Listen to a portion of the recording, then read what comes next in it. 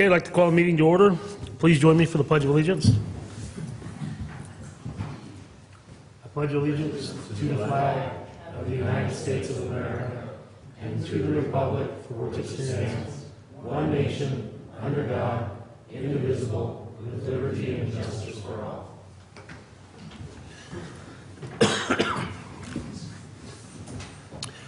Please call the roll. Yes, Director Radovan?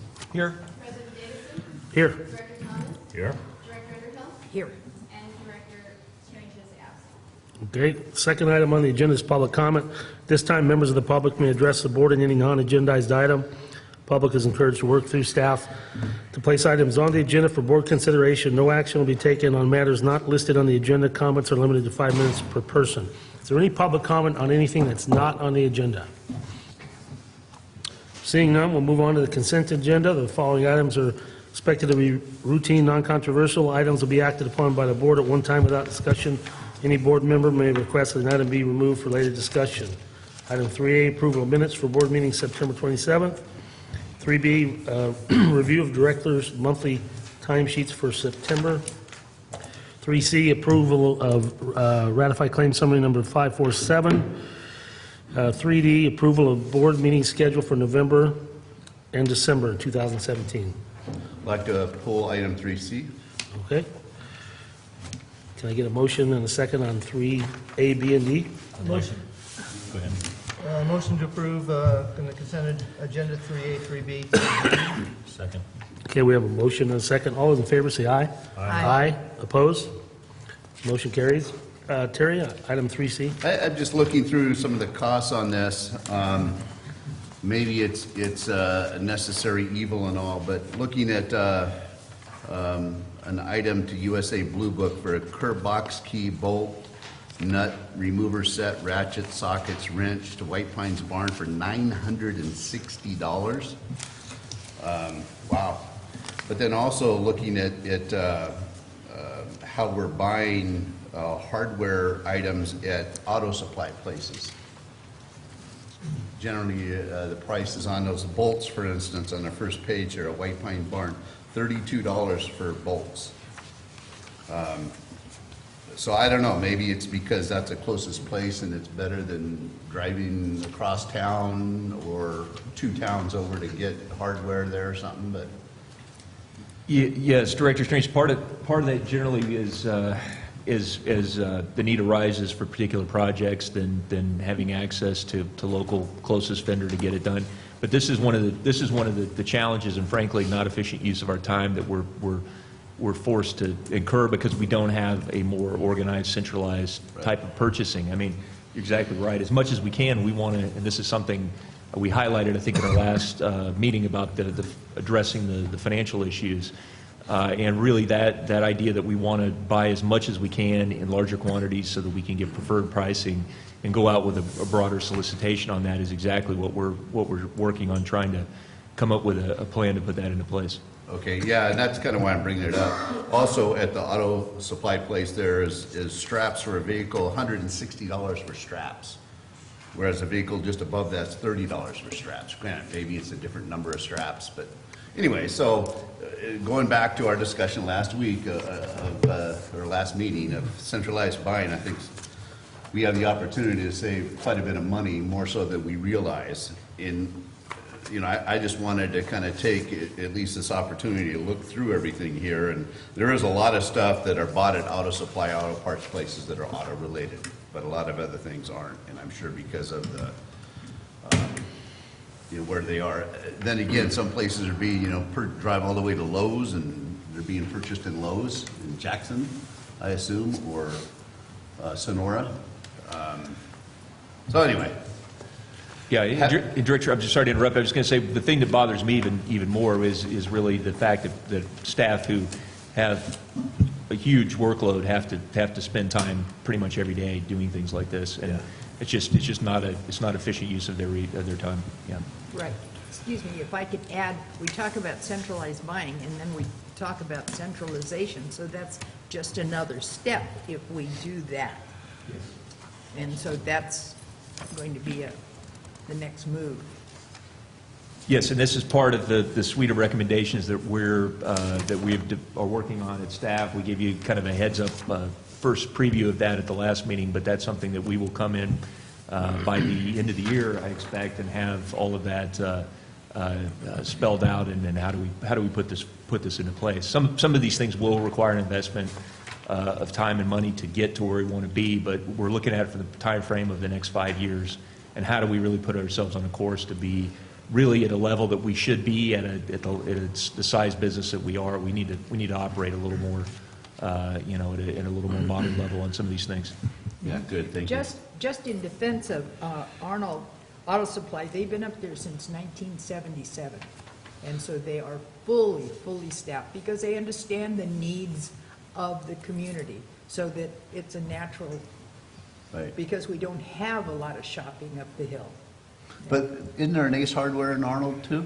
Well, yeah, there is, but Okay. they're concentrating on Christmas and Thanksgiving and Halloween. Ornamental. Great, well, with that, thank you, Dave, I appreciate the input. I'd like to make a motion to accept item 3C. We have a motion, I accept item 3C. Second. Second by Director Rademan. Any other public discussion regarding that item? All those in Yeah, I was happy to see on this, buying locally, we did buy a tractor right here in town from A1 Sharpening. That's good to see. Okay, all right, so all those in favor signify by saying aye. Aye. Opposed? Motion carries. Item 4A, recognition, or new business recognition of John Engelbreston. Did I say that right? I bet I didn't. For 9+ years of service with CCWD. Teresa. Good afternoon, President Davidson and Board of Directors. Today, we're going to recognize 2 employees, and they were unable to make it to this meeting today, so we're going to recognize them anyway. They're going to be leaving the employment with CCWD at the end of the month. So, the first one is a resolution of the Board of Directors, the Calaveras County Water District, recognizing and honoring CCWD Big John Ingebrigtsen. Whereas John Ingebrigtsen has diligently served the Calaveras County Water District from February 4th, 2008 to present, and is scheduled to retire October 31st, 2017. And whereas John came to the district as an operator in training for the Copperopolis Water and Wastewater Facilities in 2008, and then in August of 2010, transferred to the Jenny Lind Water Treatment Plant. John was a true team player, always reliable, and a dedicated and dependable person. He will do whatever was asked of him. John was instrumental in developing a chlorine dosing system that relieved the operators from having to climb water storage tanks, as well as being a great troubleshooter. And whereas you always knew where John had been on any given day by the trail of Pepsi bottles left in his wake. With these Pepsi bottle donations, John was known to help fund college tuition for one of his fellow operators.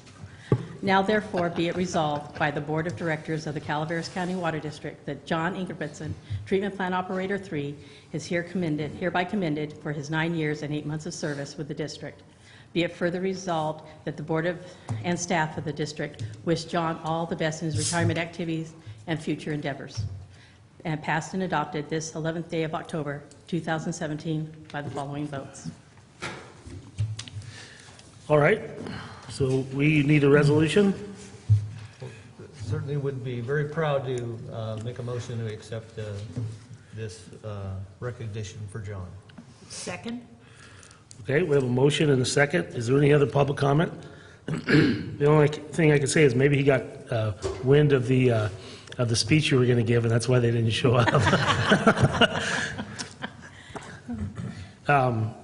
Okay, so we have a motion and a second. Is there any other public comment? Please call the roll. Director Strange? Yes. Director Rademan? Yes. Director Thomas? Yes. Director Underhill? Yes. And President Davidson? Yes. And now we'll move on to 4B, recognition of Steve Goff for 13 years of service with CCWD. Yes, a resolution of the Board of Directors of the Calaveras County Water District recognizing and honoring Calaveras County Water District employee Steve Goff. Whereas Steve Goff has diligently served the Calaveras County Water District from May 1st, 2004 to present, and is scheduled to retire October 31st, 2017. And whereas Steve came to the district as an electrician 1 and was promoted to an electrician 2 in 2008. And whereas Steve could be relied upon to always perform his duties, which required working in every area of the district and in all kinds of inclement weather. His knowledge of the district facilities and equipment and their locations was a vital asset to CCWD, and his shoes will be hard to fill. Steve took pride in his work, and he was someone you could give a project to, and you knew it would get done. And whereas Steve is often soft-spoken, and easygoing person who didn't say much while at work, but when he did, you knew to listen. To his peers, he was known as the Ox because he was so strong. And whereas Steve has worked with a sense of dedication and responsibility to the district's customers, county taxpayers, his fellow colleagues, as well as his position, now therefore be it resolved by the Board of Directors of the Calaveras County Water District that Steve Goff, Electrician 2, is hereby commended for his 13 years and 5 months of service with the district. Be it further resolved that the board and staff of the district wish Steve all the best in his retirement activities. Passed and adopted this 11th day of October 2017 by the following votes. All right, can we have a motion to approve the resolution? So moved. A motion by Director Underhill, Second. second. We have a motion and a second. Is there any other public comment? Please. Yeah, just like I said, working with Steve, sorry. Morning, directors. In regards to Steve Goff, I just wanted to throw one thing out there. When we had the fire down in Rancho, the 602 fire, one thing that stands out with me is he sat up at an old A1 tank that we had with fire completely around the tank, nowhere to go, working on a panel for over an hour and a half.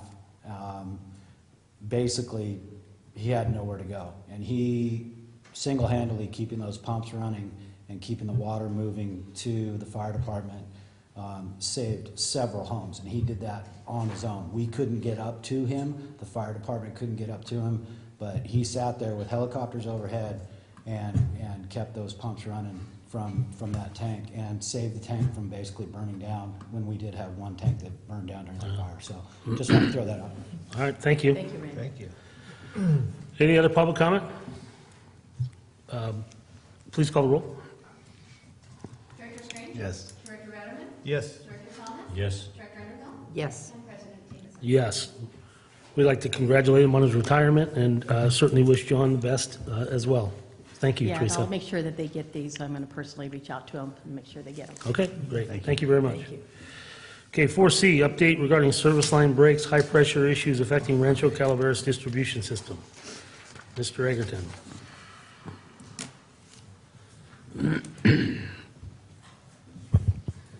Thank you, Mr. President, members of the board. This will be a tag team effort with Joel Metzger as well, our Public Information Officer and Manager of Conservation and Legislative Affairs. This is an item that is becoming of even more concern to us given the recent experience that we've had down in our service area, in the Jenny Lind service area, particularly in the Rancho Calaveras community. It's something that I know this board, we've talked about at different points over time, and probably most recently with our CIP update when there was a project put in for pipeline replacement to deal with some of the worst of the service pipeline down there, the Bluebell line, and getting that out using the R&R funds to do that. Really, it's absolutely clear in my mind, and Joel and I know other staff, and that really we have to do more. We have to do more in the way of utilizing our capital resources under the R&R program and all of any available staffing resources that we have to try to deal with the challenges we've got in this service area with line breaks and challenges associated with pressure. I just want to note, Randy, again, our supervisor in the Rancho area, thank you, Randy, for all you guys do down there. They're put in a really difficult position because as our infrastructure down there is getting older, much of which was installed or constructed back in the 60s, it's now of an age where we're getting to a point where that pipe and the conditions around that pipe, which were bedded in native soil, not something that you would do today, And some of the materials that were used for the piping, not anything that you would use today either, are creating some real challenges. So we've got old pipe that is, in many cases, being pressed upon by rocks, and over time that's creating breaks. And so the volume of breaks that we're seeing, the amount has increased, and is becoming more and more of a consuming the time of Randy and his staff to try to deal with that. We'll talk a little bit about that today, about some of the kind of our past and existing practices and policies around the issue of the breaks, the line breaks, and on the high pressure issues down there. And then also, more importantly, I really want to use this as an opportunity to really talk about what do we do going forward to really address these issues in a better manner, to be able to better utilize the time of our staff, to make sure that we are actually making a difference. I feel like for too long now, at least within the recent past, we've been in a reactionary mode on this stuff. We're doing a lot of work simply to address specific, discrete problems without really addressing the underlying infrastructure that's causing the problem. And so I really want to use this. The most important part of this, in my mind, in recognizing the importance of this issue, is that we really come up with a suite of recommendations, which we have, and we're going to talk about in a moment, to get ahead of the problems and try to make a difference, so that most importantly, really, our customers, at the end of the day, their level of service and their interaction with our system and the impacts that they feel on a daily basis, that it's a higher level of service and it's more satisfactory, because we do have members of the community here, and I know that their concerns and frustrations and sometimes anger about this stuff is real and in many cases warranted. We recognize that this is there's a lot of really serious things that we have to deal with.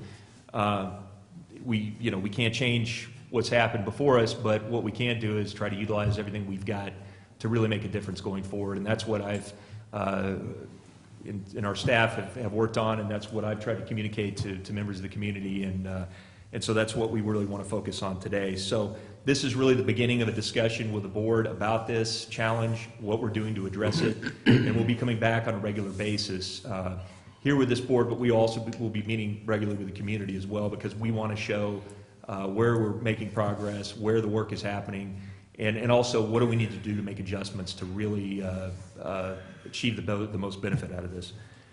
So with that long introduction, just to give you some background on our service area down here. Number of connections, it's, it rivals Ebbets Pass as our largest service area on the water side. It's, so again, the things that are impacting our customers down there with that larger customer base, it's something that affects many people, and we want to make sure that we are responsive to the issues, and certainly there are those that we have to address. Here's just a general area map of what we're looking at. Really the particular problem area right now on the water distribution side is within the Rancho Calaveras neighborhood. Randy, I don't know if there's any other area that rises to the same level of challenges that you're seeing. I know in large part this is because of the age of the infrastructure that's in that community, and again, a lot of it goes back to 61, I think, is some of that infrastructure. Is closed. Okay. The same challenges, but. Do we have a map of that would pinpoint where each leak has occurred? Because I mean, there's more leaks in certain areas. I mean, because of the pressure. So are we mapping it like that? Do we anytime there's a repair done, do we put a dot on a map? And No, and I'd like frankly, to suggest that. that's got to be part of our part of the, and it's a really important thing that we're talking about on a parallel track, but we need to put that into this suite of recommendations as well. One of the real problems we have is our work order system is antiquated. It's paper copied. So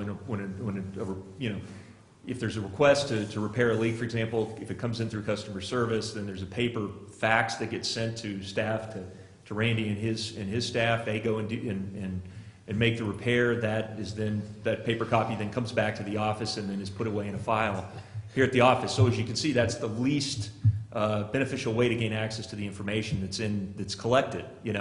So one of the things that's a great concern to me, and why, when we look at our succession planning effort, it's so important, we got people like Randy who have a lot of institutional knowledge of the system, and in many cases, we don't have it anywhere other than in the minds of the people that work here. So that's a huge challenge. So the way we're looking to deal with that is we really have to get into a more modern software-based asset management program, possibly linked to GIS as well. But the main thing is that as we're doing repairs, as there's any reports of any problems with any area, all of that stuff is logged electronically in a way that we can access it, so that, it creates a problem for just a simple, so something as simple as trying to determine what pipeline we want to replace down in Jenny Lind. What is the stretch of pipeline that is the most problematic that we need to put our R&R funds into? And right now, we have information, we have the expertise of our staff, and they can give us their experience, their anecdotal experience, but we really need to have those things tracked, to actually have the empirical data, and we can track and say, okay, here we can line up our work plan based on that to take out the areas of greatest concern, so that, again, they're not spending as much time having to revisit the same problem areas over and over again. So I appreciate you saying that. I wish I had something to present that I could say this is something that's going to happen immediately. Unfortunately, this is one of those measures like the centralized purchasing. We're going to have to make an investment in that. We're going to have to, in many ways, change the way we do business to really work around that. And a lot of that, and the most important part, is really making sure that our field staff have a program that they can use and benefit from, and the information that they have is being uploaded into that. So Yeah, certainly notifying each other by fax is not something that you can do in a pickup truck when you're out in the field, and I just think that's definitely... Randy, met with him a few months ago, and you'd done 6 repairs that morning. He and his staff combined staff of 3 had done had fixed 6 breaks that morning. And when you came back, you had, I think, a couple of dozen, three more.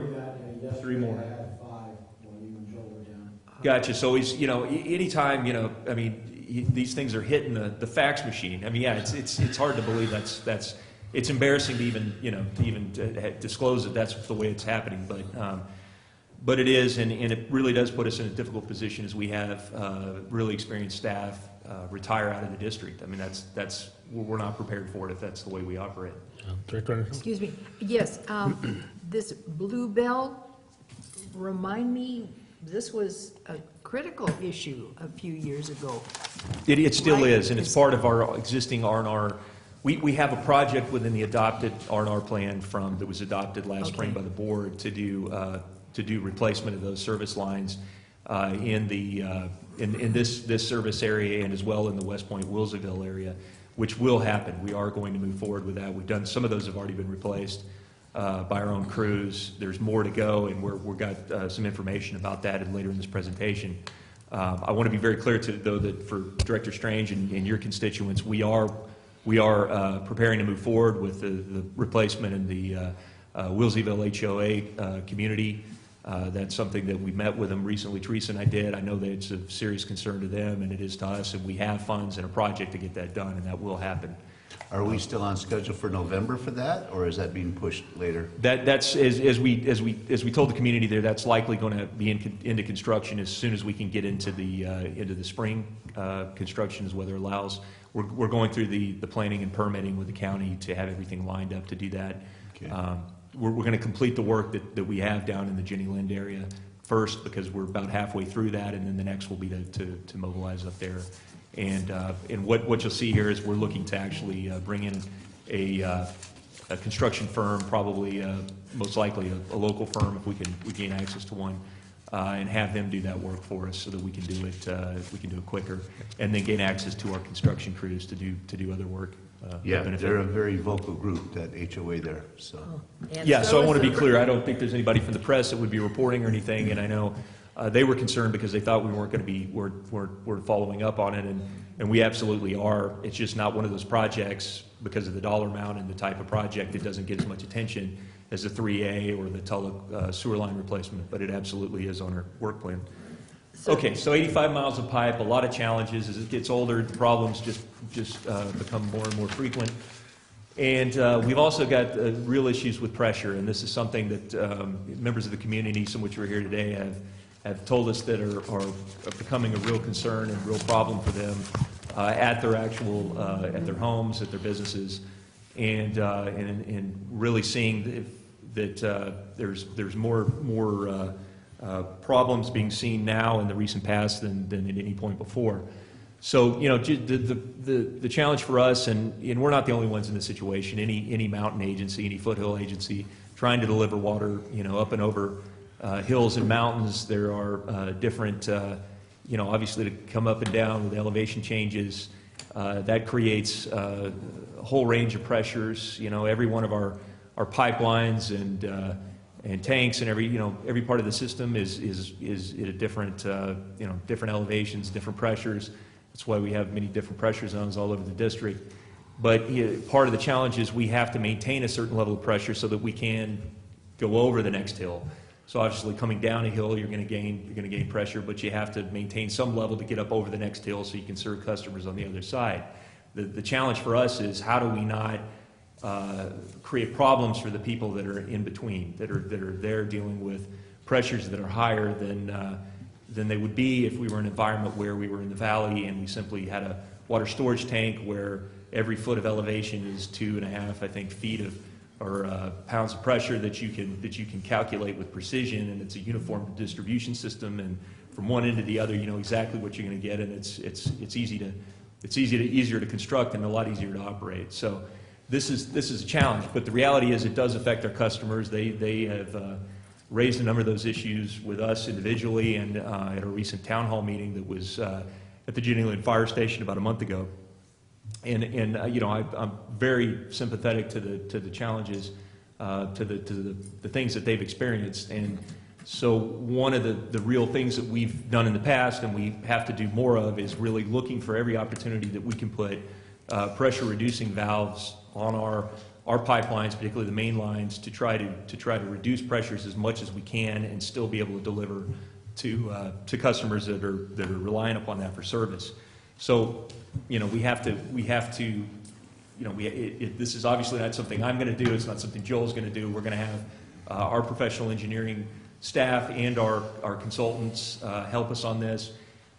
Peterson Brewstad right now is doing our master plan updating our master plan for the service area. They have looked at this issue in the past based on the recommendations we put in, I think, almost 24 PRVs over time. Maybe not. Some of those were prior to their work, but in the last 10 years, I think we've had at least 16 more PRVs. I think that we put in to try to deal with this very issue. I want to put in more. We're going to do at least 3 this year. We're going to get in the ground, but I want to do more, and I want them to come back and really look at that as part of the master plan update. Let's have them also look at this issue. What can we do to try to deliver better service? I just want to comment on that. I think it's really important that our staff and the board really understands what the modeling pressures are there. And I mean, we need to get our engineering staff, you know, and Peterson Brewstad, whoever is a consultant. I think that's really the first step, because it has been a while. And I mean, there's a lot of talk about conditions have changed. You know, I want to know if that's true or not. You know, it seems to me more customers is going to reduce the pressure, but the public thinks that that's the opposite, that they're causing problems, and I just want to see if and where and if that's even true. But certainly we need to have that modeling done so we can get the next phase. You know, we're going to do these 3 PRVs. We're going to change some operation things here, but going forward on the long-term infrastructure replacement, the pipeline replacement, we need to take those accurate models, you know, not what somebody tells us on the street, and then have our engineers making decisions, and our engineers and staff and field staff making decisions based on what we really know about the hydrology there. I just think it's very, very important that we get that done as soon as possible. Well, I mean, that's one of the, and again, this is why we're going to have, you know, professional engineers do this work for us. Because I want to understand what I'm hearing from people that are, you know, we met with Mr. Andrew yesterday, when I'm hearing him say, look, the pressures have been high over the last year. It's impacting us. We're losing PRVs on our side of the meter. It's something in a frequency we haven't seen before. I want to understand what's going on because, we have within our system, I mean, we obviously measure the pressures, have for many years, continue to do that, and we have a certain level of static pressure within the system, but what else could it be? Because some of the problems shouldn't be, the pressures that we're seeing on a regular basis wouldn't necessarily cause those problems, and so, but I don't. Just out of curiosity, because the only thing I can think of has changed that we haven't been doing flushing, but I mean, are there, because of the drought and that sort of thing, I mean, are the fire departments still exercising the hydrants? Well, that's the, I mean, that's something that this is what I want us to look at, is any and all possible, that credibly could be contributing to these problems. And I think, frankly, the hydrants, I don't want to prejudge the outcome of this, but I got to believe that that's part of the problem. I mean, particularly if we have people taking water theft off of hydrants, the hammering effect. Because, if the constant pressure in the pipe isn't high enough that it would be causing the problems, what else could be happening? And if we had somebody opening a hydrant and causing a water hammer effect, we know from our own experience that causes breaks. That creates all kinds of problems. It's not only a problem for our customer as it reaches their home, but it's a problem for us and our pipes. And again, given the age and the condition of the bedding, that escalates the number of breaks and workload that Randy and his crew have to do exponentially. I mean, that's a bad scenario for us. So one of the things that I'm going to have to be proven otherwise that we shouldn't do this, but I'm really already believing that we need to put locks on our hydrants. It's one of the, I firmly believe that, and we need to do more training with our fire districts. I know they, we have volunteer fire districts, use different kinds of arrangements, and they do incredible work. But we need to make sure. And I know, Randy, I think you've done some of this with fire districts to do some reviews and stuff with them. But I want to make sure that is not the cause of the problem, and I'm afraid that may be part of it is what's happening on hydrants. Director Underhill? Hi, I have a question. Can you compare what's happening down in Rancho with remember, Randy, what happened a few years ago in White Pines? I mean, we had PRVs blowing like you wouldn't believe. Do you remember that, Jeff? I don't remember anything about White Pines. Well, the question I have is, Well, no. Follow up. No, Go ahead. have we come up with any comparable stuff or comparable reasons? Do you remember? Go ahead. Randy, you want to come up or Sure. Yeah. I can echo what Dave was saying, Bertha, but in the last year and a half, we've been hearing, has our system changed? Has the system in Rancho, Jenny Lind, has it changed? Why are pressures going up? Why is this happening? In fact, they're not. The pressures in these areas are the same. We only have an 8 to 12 pound variance from wintertime to summertime. The PRVs that we installed over the last 10 years, actually it's been longer than that, but the PRVs that we inherited that were in the ground were shut down, turned off, water hammer that we had no idea what was going on. When you open a vault up and you can hear an 8-inch PRV with a 4-inch bypass and you hear it and it sounds like a machine gun, that's traveling for 2 or 3 miles. The staff that's down there now, along with myself, have been there since 2005, 2006. Everybody else is gone. We don't know how long that system had been taking that beating for that amount of time. Our PRVs now, we shouldn't have to check them but once a year just to make that switch from winter to summer to adjust the settings. We've put in surge reliefs, which if our PRVs let loose, water's coming out before hopefully it gets to the homes and hot water heaters are gone. I can't give you an answer on why these complaints are, so prevalent. But I think, and that brings back to my point, that's why we really need to have a fresh look at the prove prove to ourselves that what we believe to be true is true, and if it isn't true, then we can fix Yes. it. And the question of just to follow, is the fire department exercising the fire hydrants? No, they're not. They open, close. We do not allow them to go ahead and do full flow on them because of the fact that they're volunteers and, they want to get to the next one real quick, paint it, weed eat it, grease it, open it, close it, take a static. That's where we were getting hammered. We've taken care of that with the fire department about every 3 years, and we haven't had time. We'd have all the volunteers, CAL FIRE, everybody would come up to the lock and tunnel warehouse. We would try to educate the volunteers, the chief, everybody on, hey, I don't care if it takes 15 minutes to close the hydrant. Close it slow, because you don't know what area you're in. That hydraulic model from PBI, Carl Brustad, the only thing that has changed has been that line extension that went past the firehouse on Jenny Lynn Road when we had B tank go dry. That has been the only change, but a PRV was put in on Highway 26 in Garner.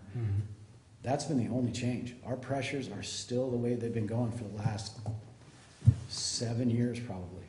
So my question is, what is the useful lifetime of a PRV? I had to replace mine. It was about 8 years old. Granted, it was just a 1 inch, but it was all rusted and looking like hell on the inside when I took that old one off. And so, I can give you my own scenario. My house I bought brand new, luckily in 2000. The PRV I had on there, I didn't even need a PRV on my house. I only have 67 pounds of pressure. I'm fed off of E and F tank. No PRVs are in that area of CCWDs. I can't get any higher pressure. I'd like some, but a PRV was installed on the house to protect from water hammer. I live on a cul-de-sac.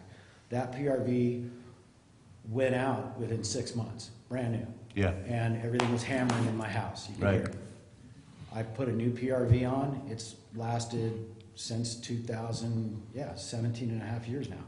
okay. So I'm not an expert on these little ones here. I'm not even an expert on the big 8-inch ones we have in our system. But we went through to 2 years, repaired, rebuilt, or dropped in new ones in our existing before we put the 16 in. So every single one of them is out there, and they are working with no hammer. They're running smooth.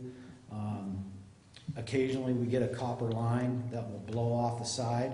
It'll open up. That means you got full pressure. You might have 125 coming in, set at 45 going out. That copper line blows on a Saturday.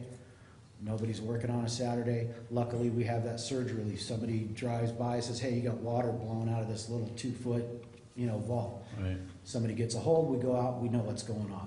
At least the 3 guys down in my area know what's going on. We know where to go, what to do, shut it down before we are affecting homes.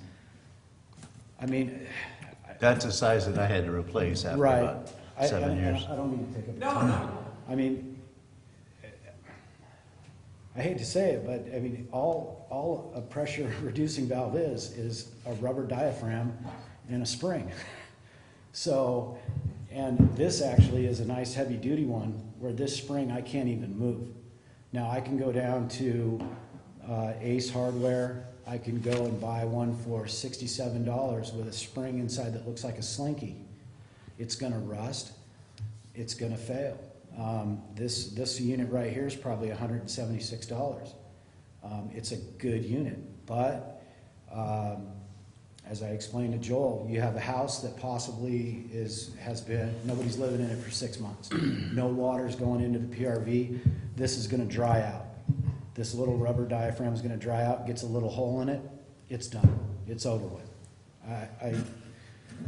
That goes back to my initial question, how long do these things last? And, I don't know. Well, it's just like anything else mechanical. You can pay a lot for them, and you can pay very little for them, and I think that's certainly, without question, that's part of the problem as to, and it's part of what we need to do for a solution, which is to make sure that we're educating people that are in these high-pressure areas, the truth about, and I don't want to go out there and recommend a certain brand or anything like that, but But I kind of do. Well, but- within the realm of what we can do, and not, Well, and not providing a warranty or with what we representation. can, I but mean, that's the thing, I don't want to be help people. providing warranties for people, but. No, I but- got you. But I do Yeah. want people to understand that there's a difference in these things, and, Yeah. and that, you know, it's particularly if you know you're in that area, spend the extra money, and Yeah. then you're gonna save your water heater, you know, it just makes sense. And, you know, when Randy talks about the fact that, you know, where you had 67 pounds pressure at your house, you had the hammering effect. And again, you know, who knows what caused that? And that's the kind of thing that I want to explore all avenues of what could be causing something like that. Because when people are telling us that there are events like that are causing damage to the PRV and elsewhere, that's what we've got to figure out. What else can we do to try to You know, reduce the we used to frequency have of things like that? significant power issues down in the Rancho area. I mean, is that, I think we resolved that, I hope we did, but is that still a continuing problem, and could that cause anything, Randy? No, everything with our pumps, and every pump station we have, other than our pressure stations, where we're pumping uphill to, say, 10, 12 houses, all those pumps and all those drives have been switched over. That was another issue, Dave, prior to you coming on board, was those pumps would just fire off. So you just got static water, you know, it's just traveling where it wants to travel. One of the tanks calls for the water, and that pump will just hammer. So, you know, that inertia, that water is just going to keep going until it finally mellows itself out. All of that got switched over. We got variable speed drives. They ramp up slowly from, you know, 0 gallons to up to 1,600 gallons a minute, and they ramp up very slow. If we have a pump failure, we have now discharges where we're discharging back into our tanks, other than, you know, the water just trying to find a place to go. Yeah. I'm sorry. The water hammer at my house, just to be clear, we're not a cul-de-sac. The water hammer in my home was actually caused by the PRV had failed. So every time I would turn a faucet. Oh, your PRV. Yeah, Oh, okay. and that's one of the things that happens. It sounds like a gun going off in your house because your pipes are rattling, because the PRV, we call it hunting. It's hunting for where it needs to be set at. Mine had failed. I didn't know anything about, you know, I'm not a plumber. I didn't know anything, you know, I'm an underground guy. So finally I figured it out. Now this next PRV that I've had in the house has lasted 17 and a half years. Gotcha. So we need to look at not only intervening causes like potentially water theft or improper use of a hydrant for whatever other reason. We also need to look at our infrastructure and what could be causing it. So like we're able to identify with power issues, and then also what can be happening on the customer side that we can provide information. Again, because you know not all of these are created equal. They have different ratings, they're different quality. We want to give people, and we will work closely with council. We realize, look, we can't be, you know, we're not going to be able to give a warranty on anything that people buy.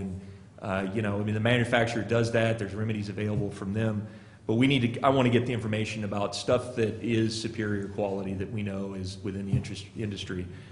Because it's not serving anybody well for them not to have quality stuff. Yeah. Before we go off of this diagram, you might ask, why don't we put a mainline PRV between the reservoir on the left and those homes in the valley right there? So the main reason is if we did slow all that pressure down, we would have to put a booster pump to the right of those houses in the valley and push it back up, which means for every PRV we put in, we need a booster pump, which is very cost prohibitive. So that's why we need those folks to have PRVs in the bottom.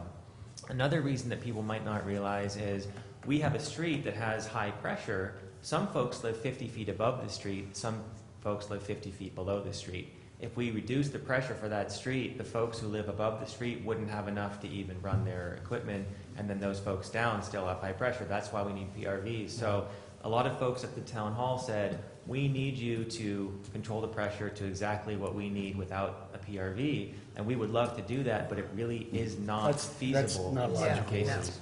And I just want to make sure folks understand that we're doing everything we can. Randy and his team has worked with the engineers to identify the places that make sense. Another area is when we're pushing water from one tank to another, and we're also feeding customers off that line, we need high pressure to get that water up to the next tank, and it's pushing out high pressure as it feeds along, which is why we want to have a separate line put in from A to B to be transmission only without feeding, and then we can run another line back down that feeds, that is pressure reduced. That'll take away a lot of those issues, but that's an R&R project that's going to be a couple million, $3 million to do that. So these are all the things that I'm going to be talking to HOAs about, community groups, and explaining the intricacies of the system. Yeah, I really think a lot of it is just a lack of, I mean, people don't know about why there's high and low water pressure. Very few people understand that. You know, many people come up from the valley, you got a big tank in the center of town, everybody's got equal pressure, life's good. You know, and they're serving a lot, every 10,000 foot is a family paying the bill. We're the exact opposite in Rancho. We got 85 miles of line, we got 1 to 5 acre parcels, you know, they're spread out all over the place. It's the exact opposite of a compact, you know, city, you know, valley system. And we really just need to explain it to the ones that are willing to listen. You know, it's not that complicated, but it's more complicated than most people want to take the time to actually to understand. They just want it to be fixed. They don't want to realize that they have a role in it. And the fact of the matter is, they do have a role in it, you know. So, yeah, just to give you, oh, I'm sorry. Russ had a question. Oh, I'm sorry. Just a technical thing. Randy mentioned that there's an annual adjustment from winter to summer. Is that simply because of the temperature of the water, or does that affect the tension on those springs? And you know, I would have thought that it would not have that much effect if you have a valve buried in the ground. Randy, he was asking why there's a differential in the winter and summer pressure. He said there was a 12-pound. Yeah, it can go anywhere from 8 to 12 pounds because summertime, you know, everybody's using a lot of water, hotter weather.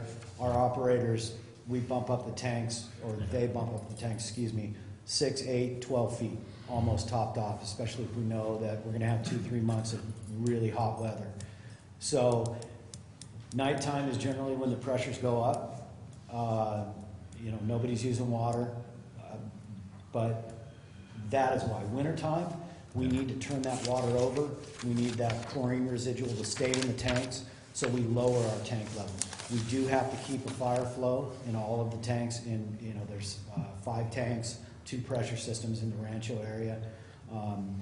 You know, we have to keep, for state regulations, we have to keep that chlorine residual up. So we lower the tanks, and we hope that water turns over, because we do have, you know, wintertime, nobody's using any water. So what we do is we try to go in, because we have our PRVs in our system adjusted so close together, come into wintertime, myself and my guys get with the operators. Are you going to drop the tanks? Yep. We go out and we readjust the PRVs, you know, down maybe 5 pounds, bypass and main.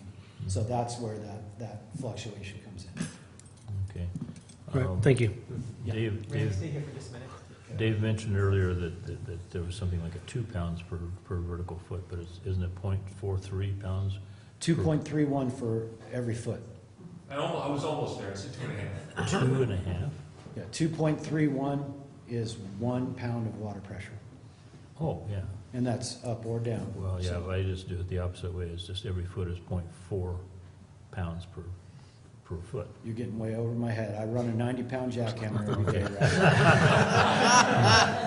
I fix 6 leaks a day, partner. I don't let's not get into 4 of this and 2 of that. I know 2.31 is 1 PSI. He orders everything in by quantities of 6. No. Yeah. So this is a picture that Randy took of a 1-inch service line, and this is a very typical leak that we see. So it's fairly small. It's squirting out. We have high pressure, so you know these put some water out. But when folks call into customer service and say, "I have a main line leaking," and it'll find its way, maybe it'll follow the line down and then come up where a previous repair had been, and we'll have to chase it.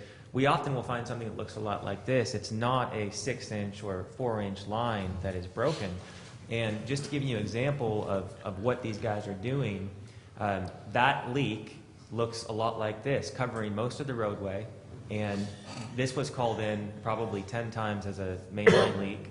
And there was a huge social media discussion about this leak. And so I went out to see what a repair looks like. And I just want to show you in about 25 seconds what Randy and his crew do. So they arrive, they jackhammer up the roadway. and they're searching for that leak. They're trying to find where it is. So here's the vac-on truck, so they're using hydraulic high-pressure water to dig. And they are quick. Vac-on is second care. Locate the leak. They put a 3-inch wraparound on it. They're driving- Gravel compact. Put some temporary pavement patch on there, and then they're off to the next one. I think you did 6 more that day. Yeah, can I? Yeah, please. Yeah, come on up. As you can see in this picture on this side on the fog line, we replaced about 12 feet of tough tube, 1-inch service line, years prior. Because of the day that we had, on that leak right there, we had to get in, put a 3-inch wraparound on it, which is probably gonna last 60 years over the life of the pipe. And we had 6 more leaks that we had to take care of. Luckily, that day on that corner, if you know McAtee and Baldwin, we contacted the fire department first thing in the morning, let them know that we were gonna shut that section of the road down, because honestly, we don't have the manpower to safely do our job and have flaggers. So we were able to get another crew member from another crew, that made 4 of us. We shut the road down, we were able to get in and out of there in less than an hour. If I didn't have 6 more leaks that day, we would have gone to this side of the road and replaced all the way over to where the cones are on the far side. I have some numbers here if you want to hear them real quick on our replacements. Yeah. Okay, these He are... says he's not a numbers guy, but he's got Well, numbers. so when it comes to replacing service lines, and that's our biggest issue. Up on the pass, your biggest issue, and I can't speak for Kelly Gerkensmeyer, but that's the big lines that go. That's the ones where we're shooting 1,000 feet in the air and you're out of water for a day and a half. Us, 95% of our leaks in the Rancho area are 1-inch service lines, period.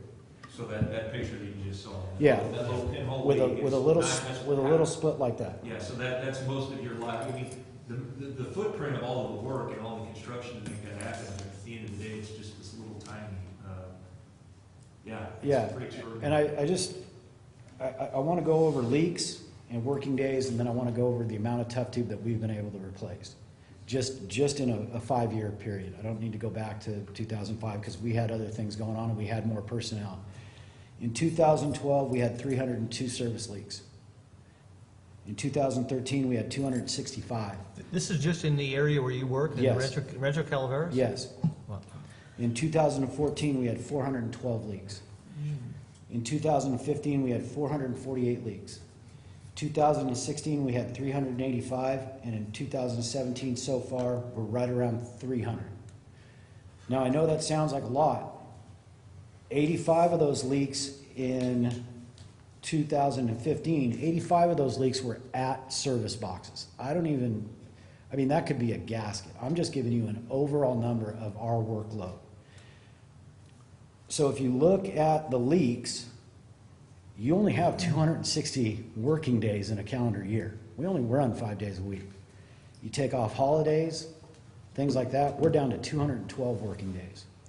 You take off guys that either are sick or want to take a vacation, you just keep chopping the days off. In the last 2 years, 2+ years, that is all we are doing, is fixing leaks. We are not getting to meter replacements. I've got probably 60 to 80 meters right now that need to be replaced that are not calculating water. That's lost revenue for the utility company. We don't have the time. We can either start working 7 days a week, 3 guys, or we can do what we've been doing and pull guys from other crews, which puts them back, and we are still not getting to the day-to-day work orders. When you have the distribution crew out there every 2 months, we take 2 days that we're helping with door tags, and then when lockoffs come, we're taking 2 days to help with lockoffs and restores. So in 6 months, 4, 8, 12, in a year, Yeah. that's 24 days more off of us actually. Yeah, Randy, I just want you to know that I think the board fully understands that we need more field staff.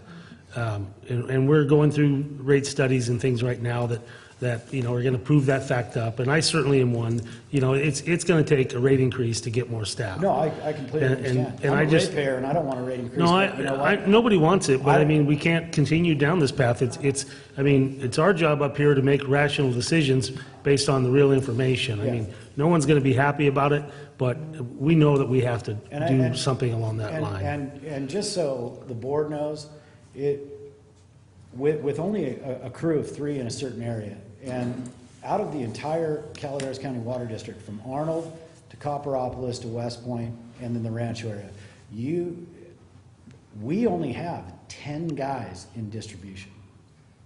10 guys. So I appreciate what you're saying, Jeff, and the board listening, that we need more help. To further that up, I'm 50. The second guy in my warehouse, or in the warehouse, excuse me, is 45. My youngest guy is 30.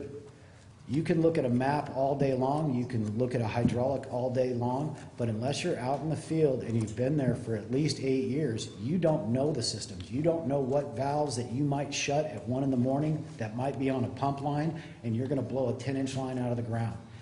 Unless we get some young guys in that really wanna learn this system, you're gonna have a 2004, 2005 scenario, at least in the Rancho district, where everybody left. Everybody. It was a complete catastrophic nightmare, and it took 2 years to get it back functioning correctly. Yeah, I can remember when I first started at the board, Jerry was getting ready to leave, and I remember going out, and those guys were they were rolling maps, and I could remember them saying, well, that's not correct, this thing's actually over here. Yeah. I mean, that's the kind of knowledge, and fortunately, we've been working Sure. to resolve some of those old map issues and stuff, but I completely understand that, we need to have guys, you got to have 5 or 6 years experience with the entire system. I still get lost in Rancho. I've lived there since '90. Well, when I, I don't know my way around all the time. Somebody will tell me where their house is. I go, That's kind of embarrassing. Maybe go on to the next item. No, thanks, Randy, appreciate it. Now, may I make one statement, please? I think we hear from Jeff every meeting at least one time about the fact that we need more Field staff. staff, yeah. We need more staff. So Jeff is one of your biggest advocates, and I just want you to know that, okay? Well, it's not only the fact that, I mean, it's a change. The fact that we're still repairing leaks, and there's more leaks, and they're doing a higher volume, and that's what they spend 9/10 of their time doing, doesn't tell the entire story, because as you see in the prior picture with that road, we're not in a position to repair them the way we should be. Putting collars on this stuff is not the right way to do it. We want to get rid of that whole stretch of the lousy line that's there, because it's just going to break again. Great, we have a 60-year-old collar that's 3 inches away from where the last pinhole break was, but we've done nothing to deal with the underlying problem. So where do we go from here? We've got to get out of this loop where we're chasing things, and we're doing it in a way that doesn't make sense. Well, it sounds to me like in about 3 years, the entire system's going to be replaced through all the repairs. one caller at a time. Yeah, one caller at a time. 3 callers at a time. Just to note on the staffing, just to give you perspective about, so when Randy's talking about 10 years ago and all the turnover in staff, and with the recession and everything else, for approximately 10 years, the distribution staff down there, and that's not just in this service area, it's elsewhere, is about half of what it was 10 years ago. So that has directly affected the amount of repair that can be done, their ability to do other things, and most concern to me is their ability to work safely. This one works because they can close a road, but what about when they're in the public right of way and you can't? We've got to change it. So part of what we're going to talk about, and probably most importantly, is how do we deal with some of the staffing challenges? Yeah, I think we've kind of gone over the PRV. I just wanted the board to see kind of how a line comes into a home, where you can check your pressure, and that little tag hanging off the PRV gives customers the information they need to know about how much pressure the PRV can handle, and then what it can be set to. And that's, again, what we're going to do is educate people about how to read a PRV on the hardware store shelf, and make sure Senders has PRVs that can handle the pressures that Rancho Calaveras has. And so we'll be continuing with those efforts. And then this is what a mainline PRV looks like. This is what Randy's talking about, adjusting for winter and summer. This is what is making the biggest difference in the highest pressure areas, is when we can put these in where they make sense. All right, so do you have the suite of actions on there, Joel, or is it just here? Okay, so you'll see in your agenda materials on page 4, this is really the most important part of the whole discussion is our recommended suite of actions moving forward. And these don't require any action by the board at this time. Generally, just we want to make sure you're informed of it and generally have a direction that we're on the right course and trying to deal with these challenges and make a difference. First and foremost, we're going to get the 3 PRVs in the ground by the end of this year, so that we can address some areas that are real challenges, and we can make a difference. There's 15 total though. These 3 are this year, and then there's Three this year. We put in, I believe, you said 16 in the last 10 years, and then 25 total. So I believe this will take us to 28 within the 85 miles of pipe. Oh, okay. But I want to do more than that. I think there are probably other areas that we can put PRVs in. But we're going to have to get the hydrology and the. That's exactly, that's going to be one of the first actions that I want to use the engineering analysis to do, is to put in additional PRVs. And we will find a way to pay for that within the operating budget or our R&R. We'll figure that out as staff and come back to the board.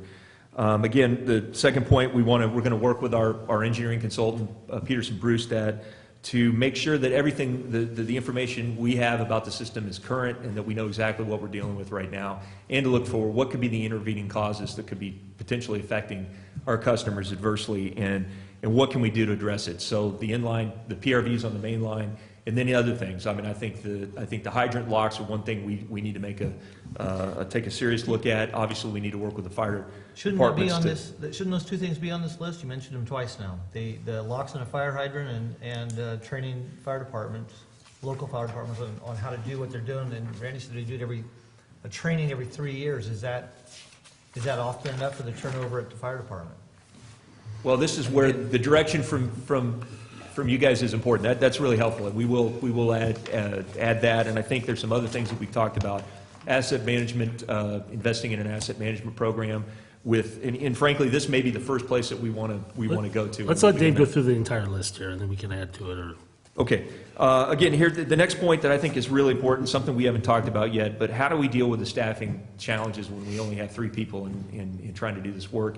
One of the things that we're going to do, and we're actually meeting on this tomorrow to coordinate it, but we're going to reallocate our construction crew. We have a crew of 3 construction staff, and they have access to other equipment like mini excavators, a mini excavator that can really help us get the work done. I think in a quicker manner, we can make more progress on replacing instead of just patching. And we'll have a sizable enough crew that we can do it in a manner that's safe, and we can hopefully again we can plan this, we can get ahead of it, we can start to identify the areas that we've got to get rid of as quickly as possible, and then let's just start replacing as much of this pipeline as we can. So with the construction crew, what we're looking to do is to have them work directly with the distribution staff, with Randy's crew. And then also in copper, I want to coordinate as well with Danny's crew in copper and utilize them there as well. They have challenges likewise, not quite the frequency of breaks, but they are seeing a lot, of challenges because, again, many of the very same issues, older as the infrastructure ages, and the fact that it's buried now in large part in rock, native soil. So that's one of the things I've heard. Danny told me that having access to the mini excavator with the construction crew makes a world of difference in replacing pipeline, because then you're not using a hydro excavation equipment like we would typically use, and that digging through rock is not a very efficient way to get the job done. So that will be happening as soon as we can make that happen. As well, I want to use the capital R&R funds that we have within the existing pipeline replacement project, the $250,000. We've already spent some of those funds on Bluebell replacement. I want to use every dollar of that $250,000 to get rid of as much of the problem pipe as we can. And by doing that, I want to utilize outside contractors to do that, so we can free up our construction crew again to work side by side with distribution. So that's something that we're working right now with Matt and Charles and Teresa to get expedite the process to get a contractor under contract, and hopefully a local construction firm, they could get to work for us and be available to do this. What I very much want to do, and this is the next part, is we will actually be coming back next year with our update to the capital R&R project list to really, I want to make more of an emphasis on this effort, and I want to put more financial resources into doing this kind of work. And so we will do that as we come back early next year with our update. And again, that's a resource that I want to utilize with outside contractors to get as much done as quickly as we can. And ideally, we could have local construction firms that could basically be on call, and as we identify segments of pipe that need to be replaced, we bring them in and they get it done quickly. And again, likewise, that's happening while our construction crews are also working. So hopefully, you know, our customers can see we're going to have construction firms and district staff a bigger presence in dealing with the problems. Let's see, again, as we mentioned, that public outreach is a critical part of this. We're going to do a lot more in the way of public outreach. We're going to go back to the community for another town hall before the end of this year. We're also going to update and provide more information. We've started to do that on our website about pressure issues. We're going to provide a lot more information in the way of what we have on our website and in written form, whether it's in a bill insert or a letter to customers. And we're going to do outreach with the individual neighborhoods and try to meet with customers. We had, you know, in the town hall meeting, there's obviously a lot of frustration. You know, we heard a lot of that. But by the end of the meeting, and when we were able to talk one-on-one with some of the most frustrated customers, you know, we were able to really identify where can we make progress on this. And I want to reconnect with those people. I want to see that we're actually changing the way they're receiving service and the level of service. And then lastly, but I think very, very important, is we want to make sure that whatever we do in this effort, we are not creating additional impacts to the roadways that undermine the work of our county DOT in doing road paving. So we are going to add this to the list of things that we meet with county DOT staff on a quarterly basis to coordinate efforts, is going to be how do we make sure that everything we're doing, so when we send the distribution construction guys to take out line, or we have an outside firm do it, we want to make sure that what we're doing is in areas that it's coordinated with the county's paving, so that we're not coming back in and tearing open a road that just got paved. Again, I'm really mindful of the impacts to the community, and I know that's in large part what this is. When people see pressure issues at their house, when they have to drive through puddles in front of their driveway, and then they see impacts to the roads, they see the roads damaged because of the water damage and the work on the road. I want to try to address everything to the best of our ability, and I think us coordinating closely with county DOT on their efforts is going to be very important in that. And with that, we've got the other items that you've identified, and if there's anything else you think we should add, again, this is not the last time we'll be talking about this. We'll be coming back with an update, and again, I appreciate your time, and we have members of the public, I'm sure, in public comment on this would like to speak as well. Is there anything else from the board you'd like to add to that list? Just got a question. We have the resolution from 2001 in here about pressure. Is there an idea of a changing of that, or just for information to give to us as to how it was established and when? Well, and yeah, it's more just background. I mean, this is kind of what the policies and in the public information, the disclosures to customers have looked like to date. We're going to look at everything. If there's anything we can, particularly we know on the information, providing information to the public, we can do better than simply the welcome packet and then ongoing information on the billing. I mean, we've had that information there. Some people have seen it, some people haven't. We can do a better job of that, and so that's really the point of this, I think, is to emphasize that all of that, any and all tools that we have to try to address these challenges, we're going to utilize. And last, I just want to say, I think one of the really important things we need to do is, as we're making progress on this, as we're targeting to take out line and to try to, again, go out, move away from a reactionary mode of having to continuously come into a neighborhood and patch, but instead to go in and take out lengths of pipe and then be able to say that's done and we don't have to touch that for decades. As we move forward with that and we plan our projects, we're going to get the information out to the public about where we're going to be going. I think it's really important we show them the work that we're doing, what progress is being made, and where we're headed, because I don't want to surprise people. As much as we can try to get, you know, advanced information to people, we've learned that on the 3A project, we've got to do that. The projects are not successful if the community doesn't feel like they knew what was going on and they were surprised by it. So. Director O'Neill? Yes, well, I'd just like to say, thank you so much, Randy. He told me he came prepared to fill us in on all the information, and you truly did that. We're very, very pleased, with the expertise that you're bringing to the subject, and thank you so much. I have a couple. Go ahead, Sue. I was going to say, because this PRV issue is so significant, I would recommend that this information be put on our website, as well as discussion of different qualities of PRVs, that we just talked about. The ACE hardware, so to speak, versus the real heavy-duty industrial type stuff. And to let those folks know that it's not our responsibility to put these things in, once it goes beyond their little shut-up meter, kind of thing too. I think it's really important. Otherwise, they're just going to assume that that's something that we need to do for them. So. Yeah, and we'll do that in a really respectful manner. I mean, we're not just, we're not trying to say it's your problem, but that's just the reality is on that side, on the other side of the meter we don't even have a right of ingress, any right of way to be able to even go on to that to do work over there. So, but I think we can absolutely give people the information. I mean, we don't want to see people buying the stuff that doesn't work. I mean, they're wasting money. They're upset because they think something's changed, and we've done something that we didn't let them know about, and we want to avoid that. Yeah. Okay. Great. And I just want to know too, one of the other things that Randy and his crew does are also provide support to the West Point Wilseyville system, where they do spend a couple of. I didn't hear that. To the they support the West Point Wilseyville system as well.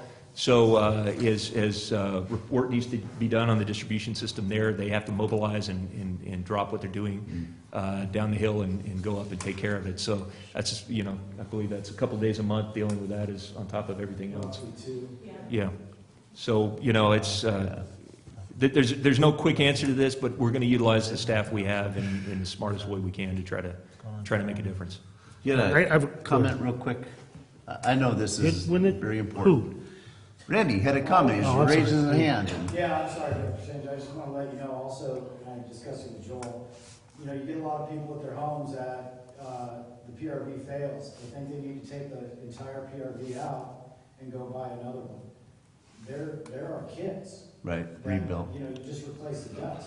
The PRV you see here, if one of ours fails, we don't go and spend $25,000 on a new PRV. We spend $1,800, $2,000 for the guts inside, and we replace that. So that may be something, Joel, that throw that out there. You can Well, right off the shelf. That's a really good point. The other part of this is not just the hardware, but it's who installs it and the quality of work and whether they know whether to buy the. I would rely on somebody else to come in and do the work for me, and assuming they would meet the requirements.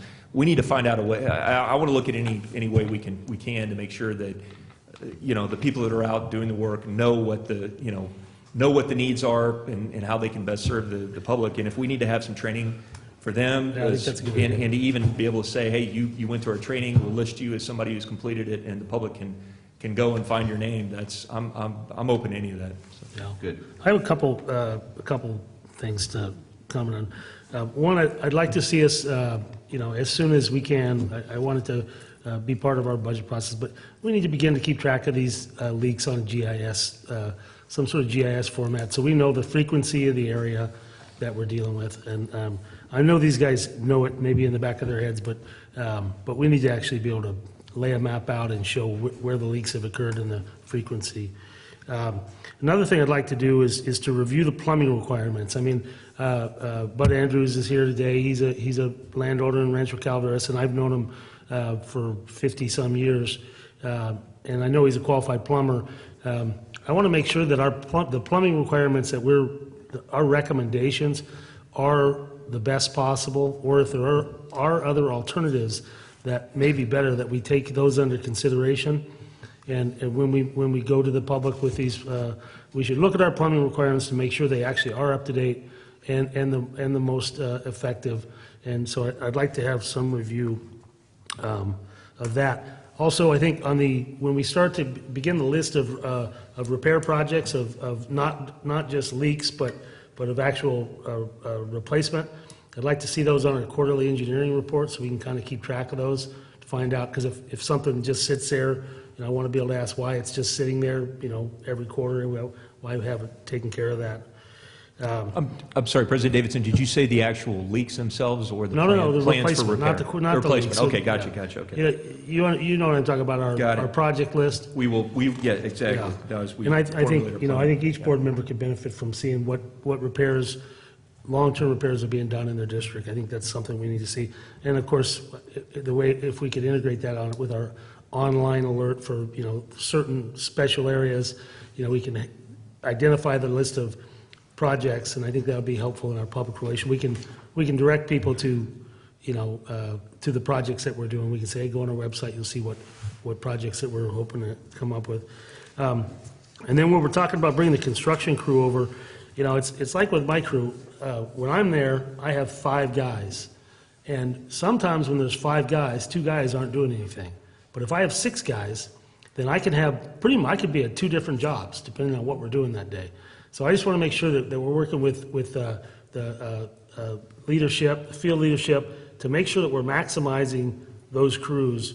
So if we can do 2 projects at one time, that we have adequate manpower, so we could actually have 2 successful crews.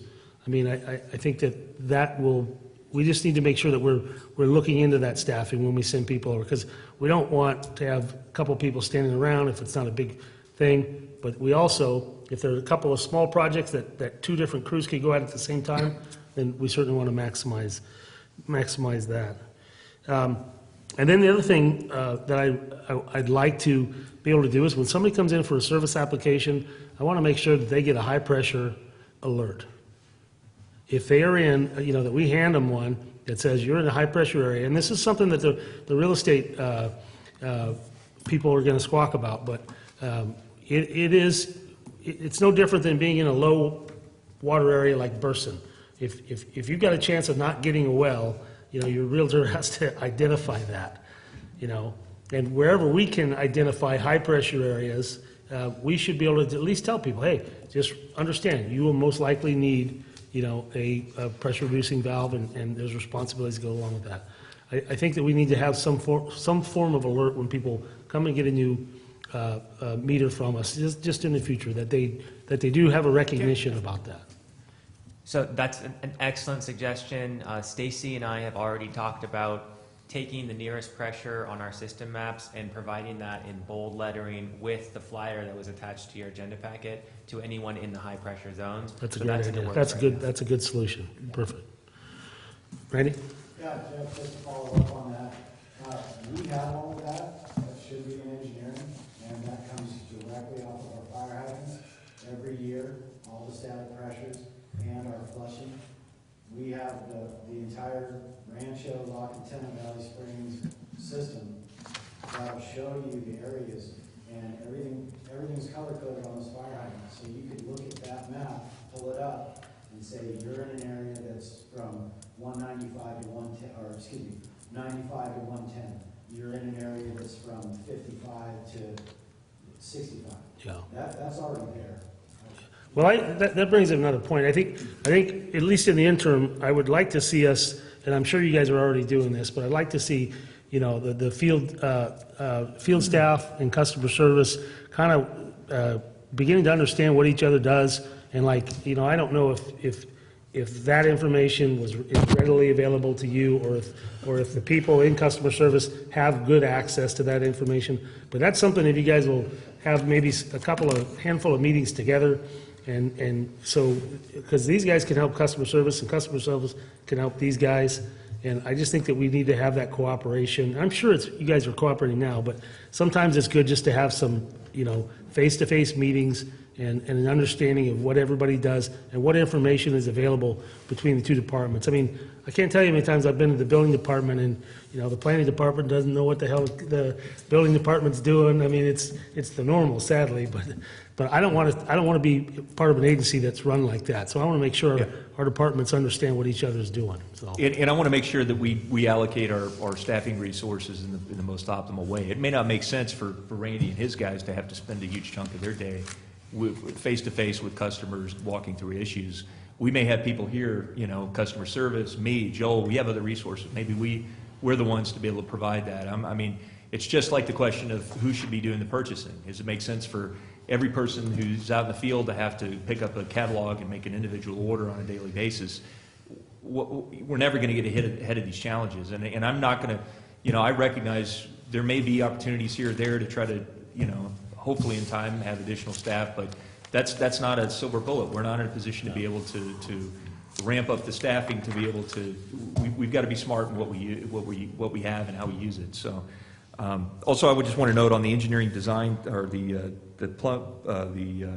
design standards on the plumbing requirements. I think that's spot on. I know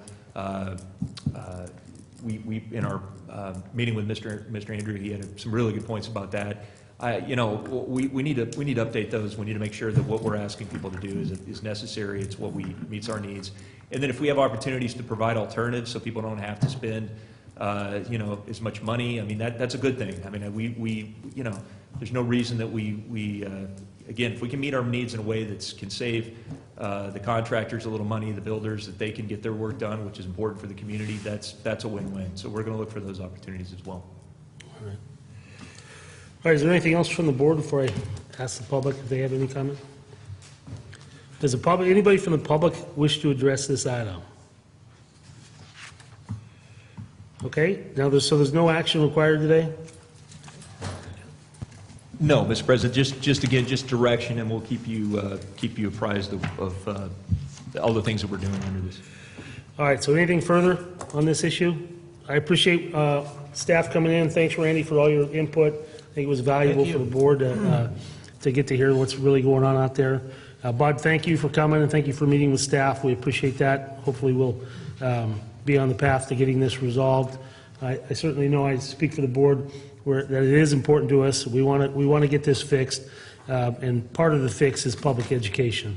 It's not all internal here, but it is our responsibility to inform the public on what needs to be done. So I'm confident staff will get that accomplished.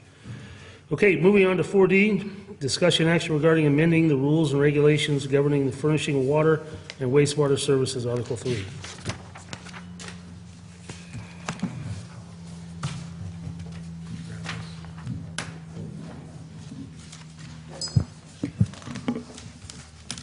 Thanks, Randy. Good afternoon, Mr. President, members of the board. The item before you today is a topic we've talked about in the past. It's what we formerly called the Launch Plana program. We've got a process that your board had requested it be referred to the Finance Committee, and we did that on September 19th. The Finance Committee received a report on our existing Launch Plana program. This is a program that was started in the early 2000s to assist property owners who did not have access to our water and had failing wells or water quality issues. And this is more of a public service that this district provided to the residents of Calaveras County. Remember, these are not directly our customers. They are not linked to our system. It originated down in the Burson area, and we've kind of expanded it over the years. There has never been a policy that we have covering what we've called in the past Launch Plana. It's always just procedures. Some of the things that's happened in the past over the last 6 months, especially with some of the local issues going on, have created 1 or 2 instances where there's questionable use of the water. This water that we're providing is to be used for personal use only, personal domestic use only. It cannot be used for irrigation and or landscaping, and resale of this water is prohibited.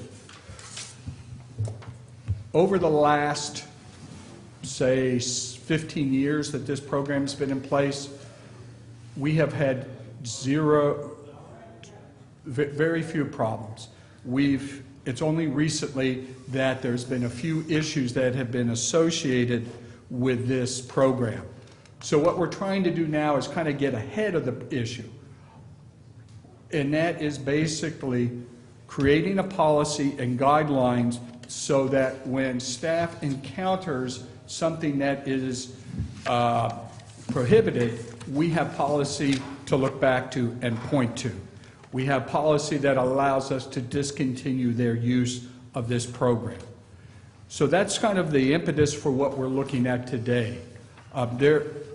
This is a program that does generally work on the honor system. And like I said, up until this year, we've had no real issues with it. It's just with the recent issues that are before the county that have created problems. As we look towards this program, and being it district-wide, I don't think Lancha Plana program really is an appropriate title because we have it in Copper, we have it in West Point, and in Jenny Lind. So we're proposing we now call this the Domestic Well Assistance Program because it assists those with failing or inadequate wells within the county. And again, this is county-wide. We're providing a service. Attached to this agenda item is our existing policy under Article 3, Application for Water Services, Rates, and Billing. It's under Section 21. I've provided that as a handout to show you that we cover a number of different things in this section, and it does not include the Lancha Plana. We don't propose to do any changes in this current policy that we have from A through F. We're going to leave those intact. We will come back in the future and look at our hydrant policies because obviously, as Dave mentioned, we have issues with the theft of water. We want to be able to address that. What we are proposing today is to add what I attached here is Section G. It's a brand new section that addresses the Domestic Well Assistance Program. It basically identifies everything we currently have in our applications. Nothing really new. We're expanding some of the language as far as if you use this water for non-intended purposes, and we do look at providing some penalties for that. And it does identify some of the things that are prohibited. The key here is, one of the keys here is to understand, and I think every customer who comes up and uses this domestic well assistance program is, the water is potable at the hose bin. We do not guarantee any potability after it leaves the hose bin. Remember, these are only 5/8-inch hose bins, so we're not talking about a lot of water going out of these systems. When I was looking back over use this summer, and July, August, and September are usually our heaviest, we have 55 users right now who are signed up for this program. They're averaging less than 500 CF a month, which is what we give an existing customer as part of their base rate. But when you go outside of those months, the use drops down dramatically. So they're not using a whole lot of water for their $10 a month. It is, again, a service for those who really don't have it. And Kelly was telling me, we have some customers who show up in 5 and 10 gallon jugs to fill up just to be able to take home. We have others who have built their own little trailers with a tank on it. This is their lifeline for a number of these customers. What we are looking at today as well is we're looking at creating a policy here that does not put a fee schedule within the policy. If you read the resolution, it mentions a Calaveras County Water District General Fee Schedule. One of the things we're going to be trying to fix, or we're going to be fixing over the next 6 to 12 months, is looking at all our policies, removing the fees that are addressed in those policies, and placing them in this fee schedule that is attached to the resolution. And we're going to expand upon this. This is the first item in the general fee schedule. That way, if we go back and change our fees, we don't have to go back and change policy. That's something I've talked to customer service internally, and they wholeheartedly support this process. We are looking at adjusting some of our fees on this particular program. In the past, the application fee was $10. and the water service rate was $10, the lost key was $5. I worked with accounting to get an idea of actually how much time we spend on it. We're proposing to increase the application fee to $35, which is close to what it actually costs us. We're not proposing to change the water service rate at this particular time. The reason for that is we do need to have a cost of service study completed that identifies not only water treatment costs, but distribution costs. What it costs to deliver the water to that hose bin. We don't have that information, but based on what we're looking at on the consumptive rate that we charge them now, or we charge our customers now, even at the highest 500 CF per month, they're getting charged an appropriate amount for their water consumptive. There's no base rate involved because remember, it's our hose bin. They're not connected. So if I look at the administrative costs, the monthly cost for billing, mailing, and so forth, that's about $2 per month per customer.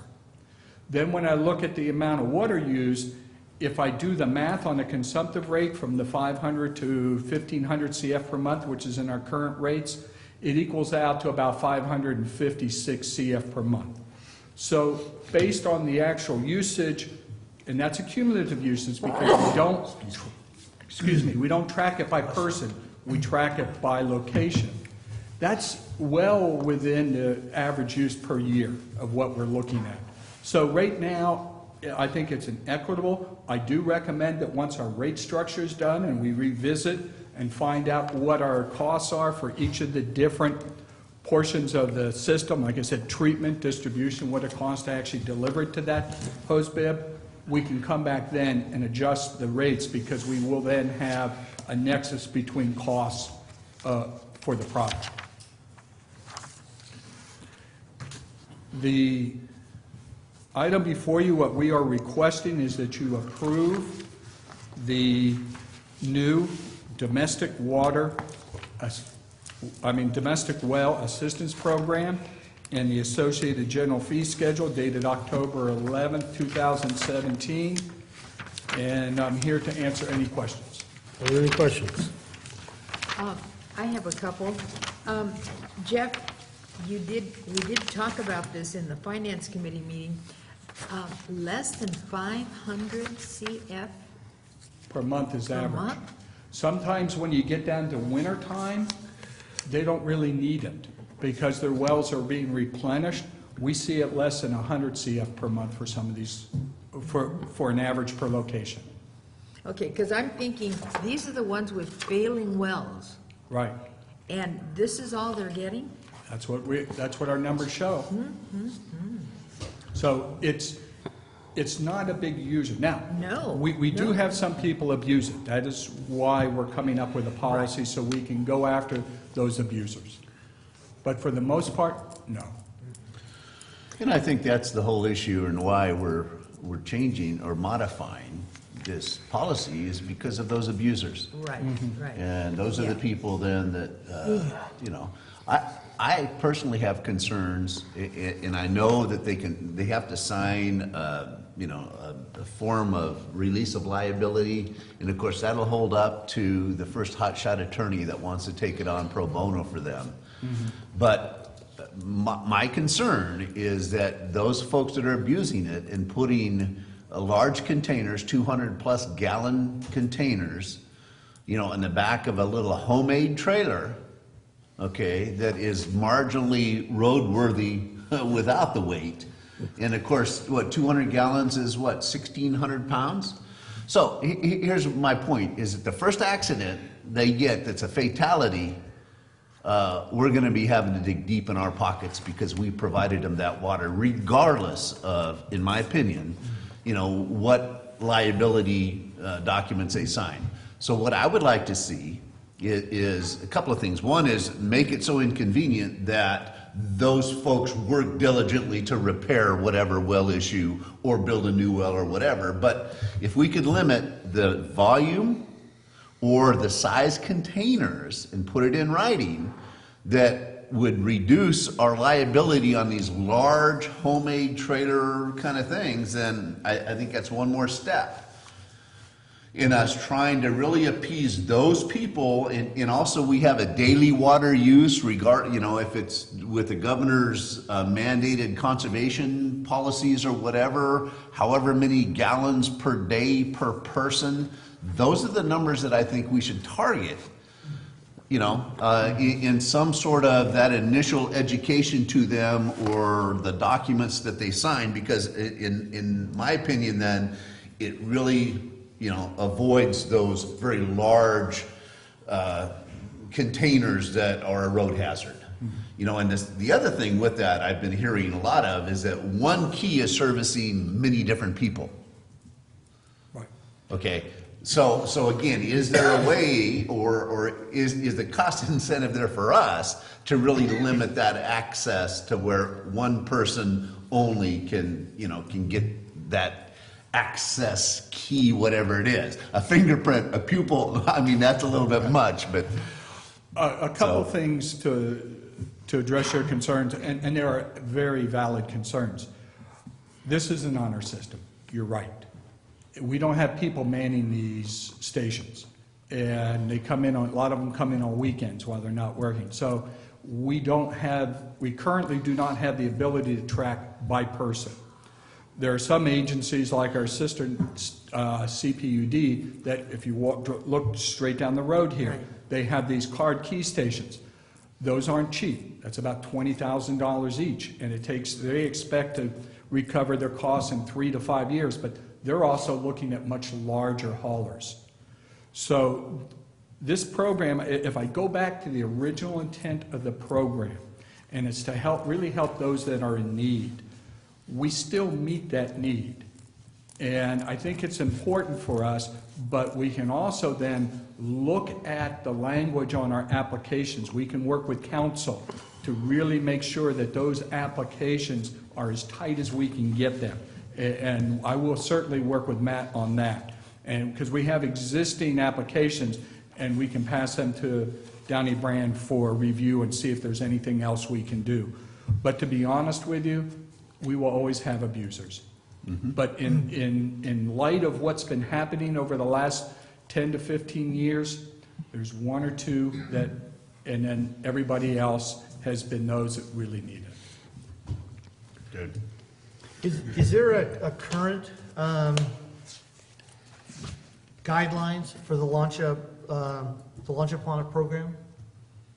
In what respect, sir? I just reading through the current policy in their section A through E, and doesn't mention the Lana Plancha. In this particular article, is it in a different article that there is an existing program that we're updating? If we currently do not have any policy whatsoever. Meaning board policy. The board policy currently does not exist, so. Okay. It's all basically procedures and application materials.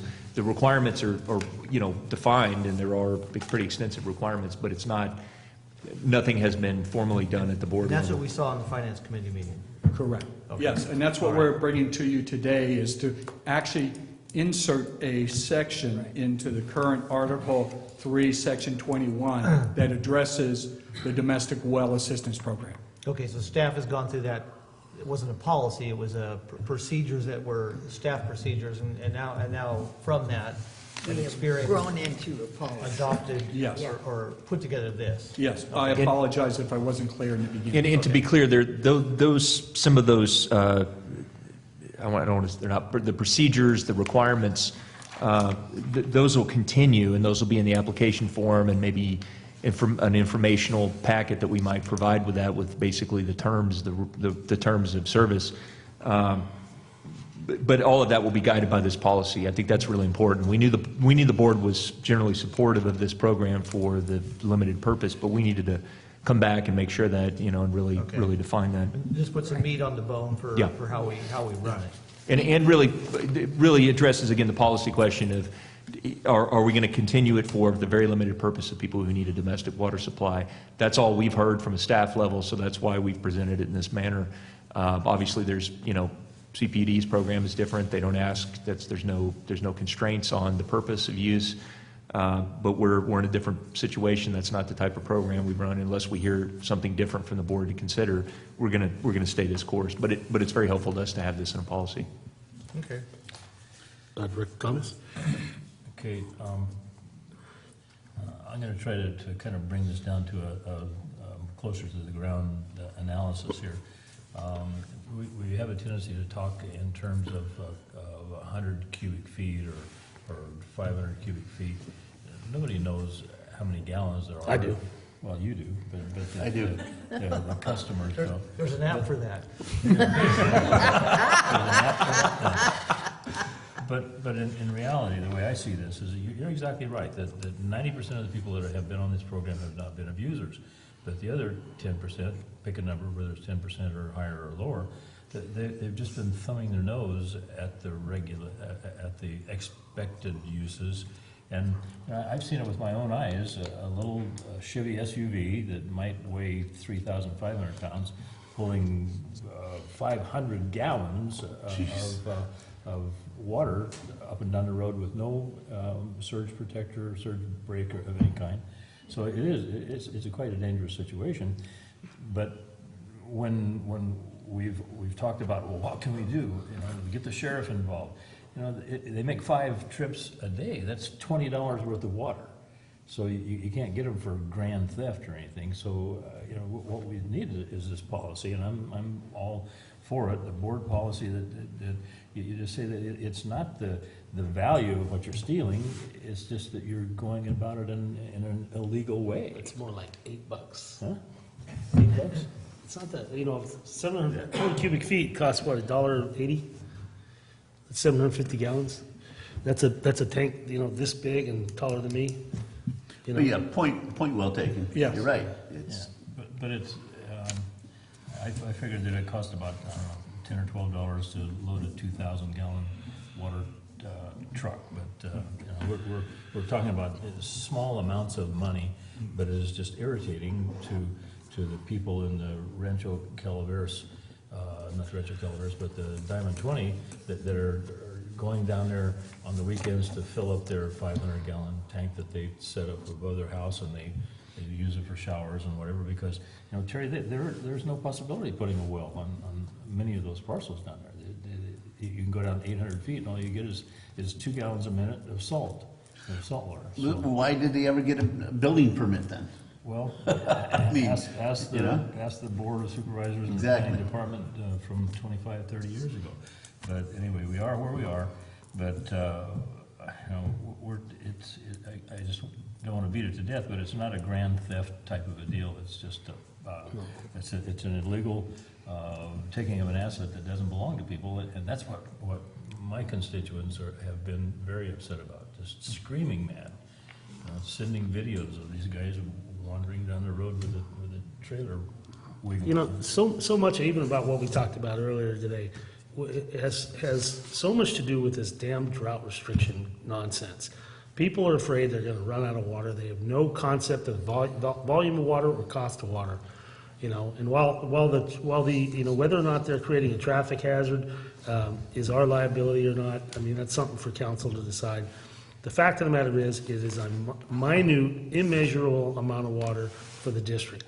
I get more, fired up about hearing that we're going to have to do a cost of service study to figure out, we're going to spend, $5,000 to figure out how we're going to recoup, $1,000. That's not the kind of business practice that we want to be in, but I recognize that we're obligated to do that sort of thing. I have no problem continuing this. The bottom line is this is being abused by cannabis farmers, primarily illegal cannabis farmers. And, I just had one of my dad's friends call me the other day down the street from me. He's moved down to Lodi. He's got his meter right by his house. He's got a faucet right there. He's been gone for 4 months, and he's been getting $500 water bills. And I said, well, someone's stealing your water. I went over there the other day to check to see if he had a leak. He didn't have a leak, I said, hey, he said, well, you guys gave me a leak, discount or whatever. He said, but then it happened again the next month. I said, why didn't you lock your meter off? I go, how is that the district's fault? You know, because I mean, he literally has a faucet right out there right next to his meter. You shared this with us, a meeting prior. Well, I did, must have been another guy, because I just met with him just the other day. But it's probably the same story, and I had heard it, but I finally actually met with him. But, you know, this came about because we were, you know, the area over there in North Burson has like failing wells. And they had, at that time, they tried to actually get service from this La Chupana well. They've actually taken several votes to do an assessment district for the distribution line. It would never pass because there's still a scattering of people in that neighborhood who have adequate wells. And so there's people up there that, you know, once again, it's like a high-pressure area, you know, check. You know, there is a bit of buyer beware here. I mean, you know, we're sympathetic to them, and I want to help those people because they've really got nothing out there if they don't have water, you know. And so I definitely want to continue it. I think we're going to have some abuses, but the good we're doing for some of these families or people, and many of them are older people that, you know, when they die, that property will probably become abandoned because it'll never be sold. You know, because you can't sell a house unless somebody pays cash for it if you don't have a water source. So I assume this will ease its way out, but the question is, how do we take care of these people that are in need? That's a question of mine. How do we determine when they come in and say, hey, I'm in need, my well's gone dry? How do we determine if they are or not? Or do we just say, we're taking your word for it? There's several steps that Kelly takes. Obviously, she looks at the address, the APN number. She looks it up on county website to be able to see if there's actually a structure or house on there. That's first and foremost. You have to have a structure there. It cannot be just an unimproved piece of land with nothing on it. It has to not be connected to our service system. And then the rest of it is basic, we do take their word. Do they have to be the owner? They have to be the owner, yes. Okay. But So there's a process that she goes through to verify their information. And she'll go on and see what's the name of the applicant and the name of the owner and the title on the is there any integration with the county? Because I know the county maps, county has well logs. Do we do that? She doesn't go that far, but that's something we can include, but that just means more time associated. Yeah, I mean, if you know, if somebody's the owner of a piece of property and there's a structure on it, you know, maybe one of the things that we do ask them is there a cannabis operation on your property? Why can't we ask them that? She does go through a list of things that are prohibited, and we can definitely include, because one of them's non-personal use, nothing for irrigation. Well, I wouldn't even say such. cannabis, I'd say, you know, any agricultural operation. I mean, Yeah. a lot of people need it, you know, I guess, you know, if they have horses, I mean, that's always been, you know, horses and cattle are a big water user. If you don't have Sure. the water out of your place, you probably shouldn't have them, but that doesn't mean that that's not the case. I mean, most people like that are just crazy anyway, so. Right, and she does go over the list of things that are actually prohibited. I have a horse at home, just so you know. Yeah, I just feeling. inherited it.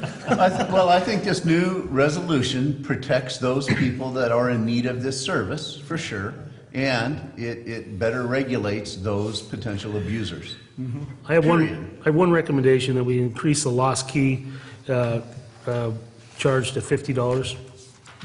I mean, if we're having key swapping and stuff like that, I just would rather have somebody, you know, if they're not going to take care of the key, because I mean, what happens if they lose it? They get another one for $15. I bet you there's guys that'll give them $500 for the key.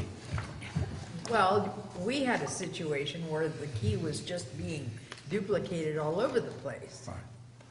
We don't have non-duplicatable keys. I Keys? have to look I into screwed that. that up. Go ahead, and then No. So I have a question for council. Item number 5. Basically, my concern is that no one that is permitted under this willingly provides access to unauthorized people. And does number 5 address that? Because in my mind, it's like if somebody signed up and yet they're the ones passing the key around or whatever, Okay. their penalty should be that Right. they're no longer, you know, they're taken off of that system. And so all the gobbledygook wordage on number 5 there, I don't know if it covers that or not, or maybe we not need as to Make clear it, as- can we make I'd like it it to be. fit? Yeah. You just put, you share the key, you're out.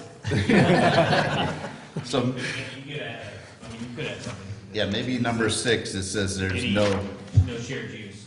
Yeah. Yeah, no, I mean, I think that's, you can't share the key and you can't share any of the benefits of the service, the access to the service with anyone else. unauthorized. Yeah, Right. anyone other than, your immediate household who's depending upon this water.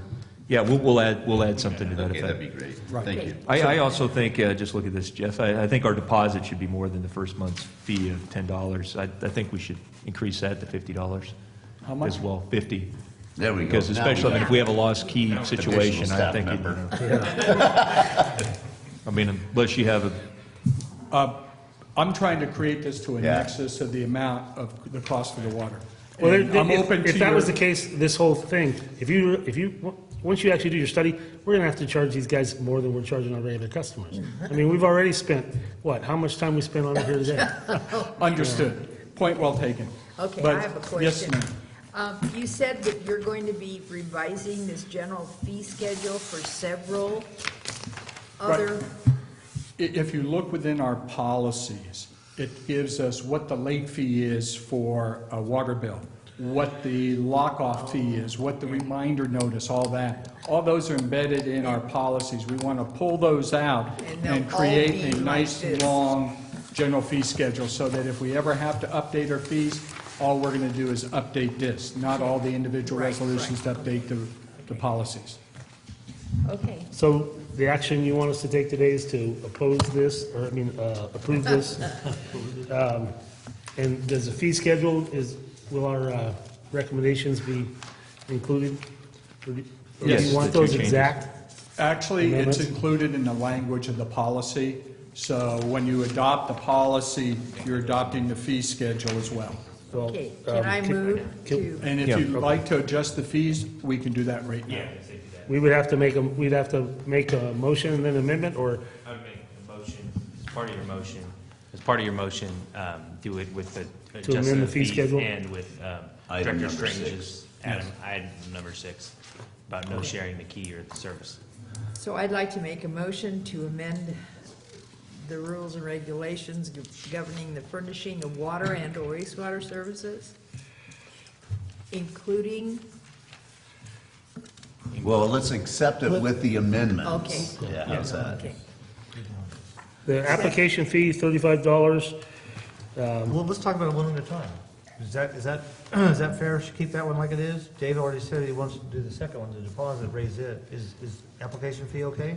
Yes. I've done a study on that.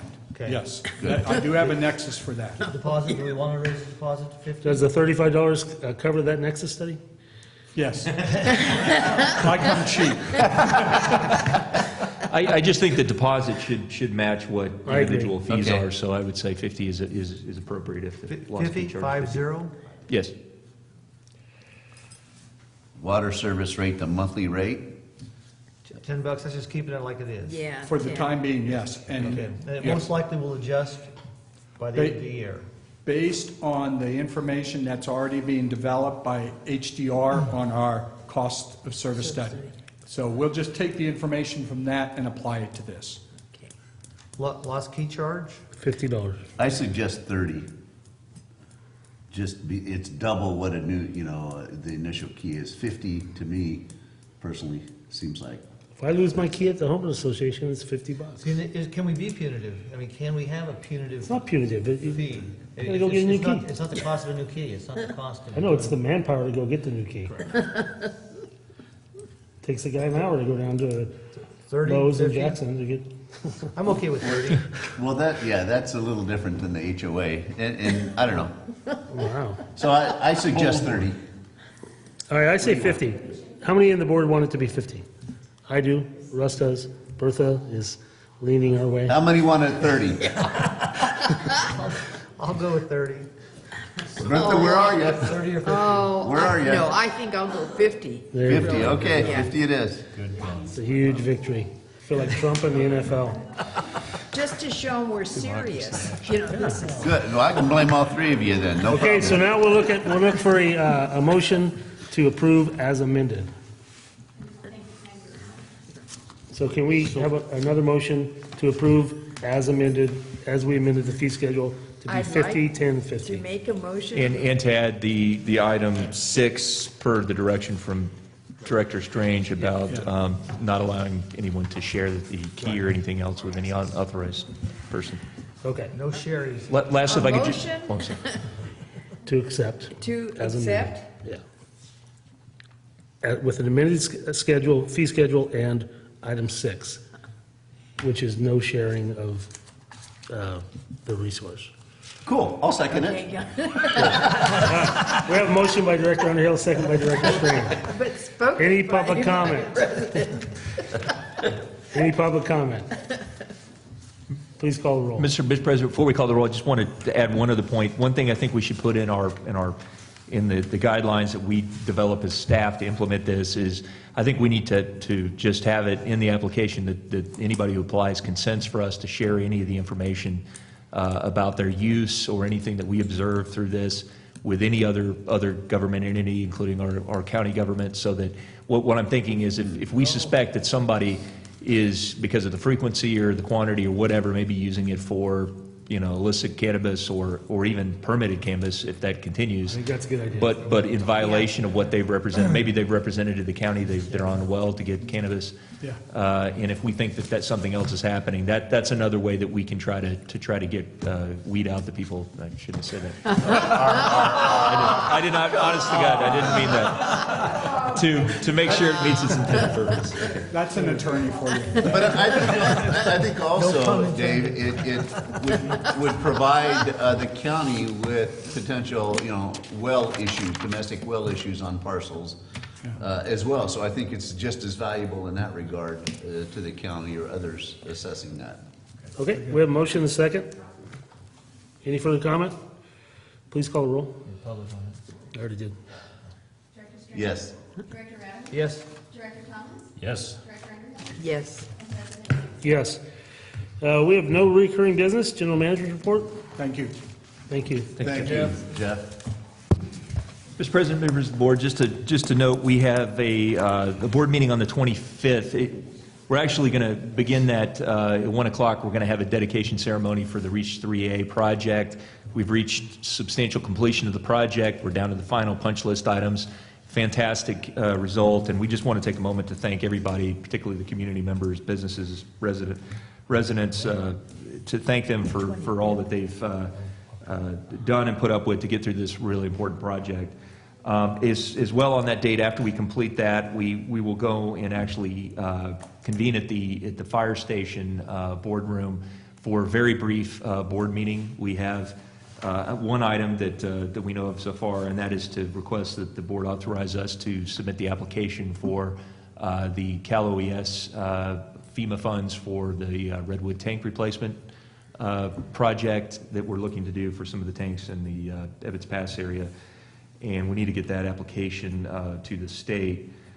So that would be following, but I don't think that will take particularly long. Okay. Could I ask for kind of a time frame? Do you think we'll be out there for Well, what we hour? were looking at is right now we have our notice, our public notice of this Right at 1 dedication o'clock? event is 1 o'clock, and then we're looking to notice the board meeting itself for 1:45 Oh, at the okay. boardroom of the fire station, and the public meeting will be at the Cedar Center, and then we will be obviously having to drive I over. think you but should do it at 2 o'clock. at 2, just to make sure we have Yeah, plenty of time. yeah. Sure, okay. May take a while to find one of them great big old scissors. Right? Yeah, to bring in. We're trying to find a valve for you guys to turn. All right, just want to let you know that we're continuing outreach on the financial gap issues with members of the community. Joel and I have met with a number of different stakeholders and gained a lot of really important information that's helping us in moving forward with recommendations, particularly on efficiencies, cost cutting, things that we can do. Can I ask who those folks are? I'm just kind of curious Sure. who they represent or whatever. I'd be happy to provide the list to you after the meeting. It's believe we're up to at least 20 people at this point, so, and we have, the next up is your community up your way, so, but I'm happy to give that to you. Let's see, just wanted to note, we're also going to have, we talked about the town hall meeting that we're going to be having on the follow-up on the Jenny Lynn things that we talked about today, and that'll be later this year. We're also going to be scheduling town hall meetings in all other areas of the county within our district. And so we'll be working with you, reaching out to individual board members within your district to coordinate the scheduling of those. Definitely want to get out, talk about some of the things we've had the individual meetings on with stakeholders, but try to get that information out to the larger public as well. Let's see, we've also got something really I'm really excited about. We just had a meeting with Stacy Johnston over at the Chamber of Commerce, and really introduced the idea. One of the things that would be extremely helpful for us in moving forward with our water supply planning and our work to preserve our water rights is to really make sure that we have a real strong vision and support within the ag community for how we intend to use the ag water supplies, particularly the additional demands that we could meet in time for could be areas that are not irrigated ag right now, or that aren't in ag at all. And so Joel and I met with her. It was actually on the financial issues, and then we started to talk about this issue. And I asked if there could be a role for the chamber to play as serving as a hub to help us convene a stakeholder meeting with the ag community around that, so that we could talk about water issues, including our water rights, some issues regarding the SB 88 reporting of diversions, which has hit a lot of our residents pretty hard, and having to put in gauging equipment at fairly substantial cost, and then to begin the ongoing reporting to the state. So I want to start that conversation, and ultimately I'd love to find a way to really formalize that in the way of maybe an ag water users committee of stakeholders through the county, that we can really work together. I mean, ultimately, the things that we need the state support on, particularly our water rights, we're going to need those voices to be there with us to talk about firsthand their experience and why it's so important to our community. So we're going to have these meetings down in Stockton where they all live? Well, we do have the groundwater meetings. We could. Might I suggest that you invite the Farm Bureau?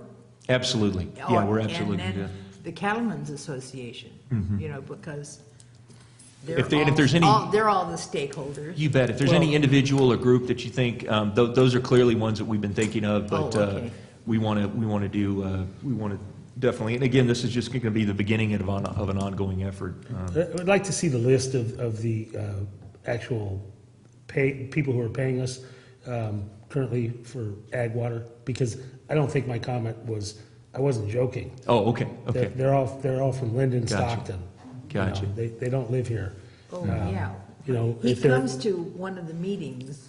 yeah, if there are users up here, certainly want to be able to have talks about wherever we have water that we're in the business of selling water. But one of our big issues is we have to sell it so cheap because of Prop 218. I think that would be the venue for them to start to recognize, if you want us to expand this, and even the guys down in the west part of the county who are actually irrigating with it. If you want any chance of expansion, you're going to have to pay a little more money. And I've heard them. I've spoken privately with a couple of them that seems like they might be ready to make that, not oppose a rate increase. I think our ag rate now is in the 20 per acre foot range. So I mean it's a bargain, but there's no way for us to. We're not recovering our costs at all on that. I mean, so I think that would provide a good venue. Plus, we certainly want everyone in the county to know, hey, we'll sell you water anytime you're ready. Just help us with the infrastructure. And I want to say something that's related on a few issues that are high priority for us. One, and I'm going to give you good examples, a few days ago when the West Point fire broke out. That fire, had we had infrastructure of our hydrant system, or at least a water delivery infrastructure that took ag water out to that particular area, and I think if you really sit down and identified it, a lot of our county is that way. If we had the fire suppression opportunities out there, that, you know, that water could be used for both ag and fire suppression. And we had two friends of ours that lost their house, and it's very, very disappointing, the emotional issues and all that go with that. And again, my thought is, had we had infrastructure here and the water to have put that out, both those homes would have been saved. I have no doubt about that, plus the others that were lost. So that's something that, yeah, ag and water, well, if we extended ag out, that's actually in those areas, many of them are the high burn areas. So we'd be doing, you know, kind of a double side, you know, there's two benefits to that. That's a great- And I don't that's a know great that way to people look are at it. really looking at those issues, but that's the characteristics of Calaveras County. And, you know, so anyway, I don't know that my neck of the woods is a huge, you know, ag producer, other than right now, they've got a lot of, you know, kind of fallow or unirrigated walnuts. And there's, I'm guessing, probably 800 acres or so of it out there. And historically, you know, when I asked them, well, if you had the water, would you use it?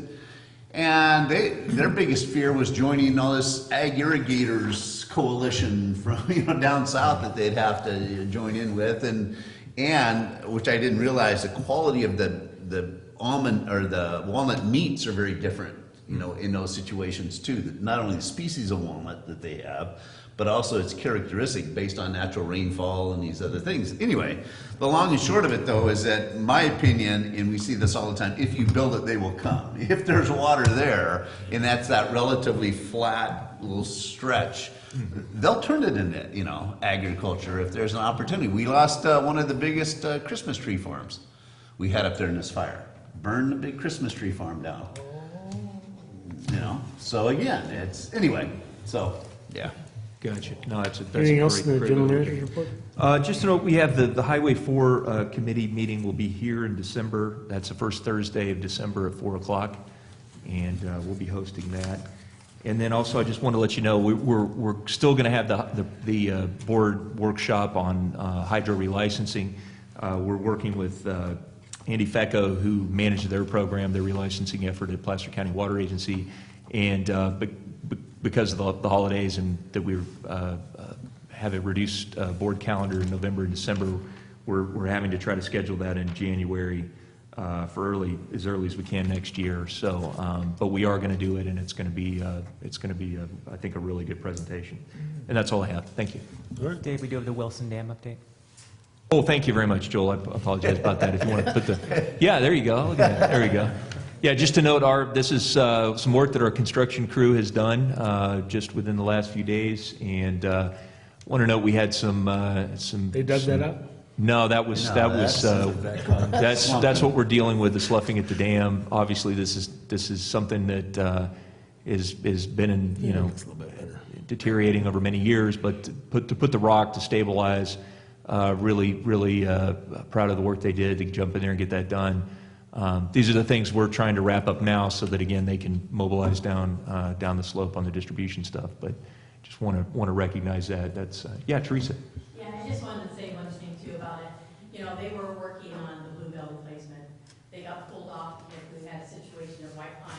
We had to, because of the Department of Safety of the dams, we had to find the drain holes, and the lake had to be down far enough and everything for us in order to do that and do some maintenance there. And they did dig those up. And I thought my voice was loud enough. And they did find them, you know, so we got that work done. As soon as that happened, they got pushed on over here to get this Wilson Dam. Since it's low, they wouldn't sink their equipment. And so they just completed that. So it's really important, the construction crew, they do a lot of good work for us. They also built a retaining wall at Woolseyville Pump Station because it got washed out. All the mud went inside the pump house. They repaired that. We're getting new fencing up. It's looking great. So all these things now that we're going to redirect them, you know, to do and help distribution. So some of this work, you know, it's going to have to be contracted out. How big is your construction crew? 3. 3. Yeah. We're I don't know, there's something that has to do with this 3 number. That Yeah. was impressive Yeah. to me. I thought.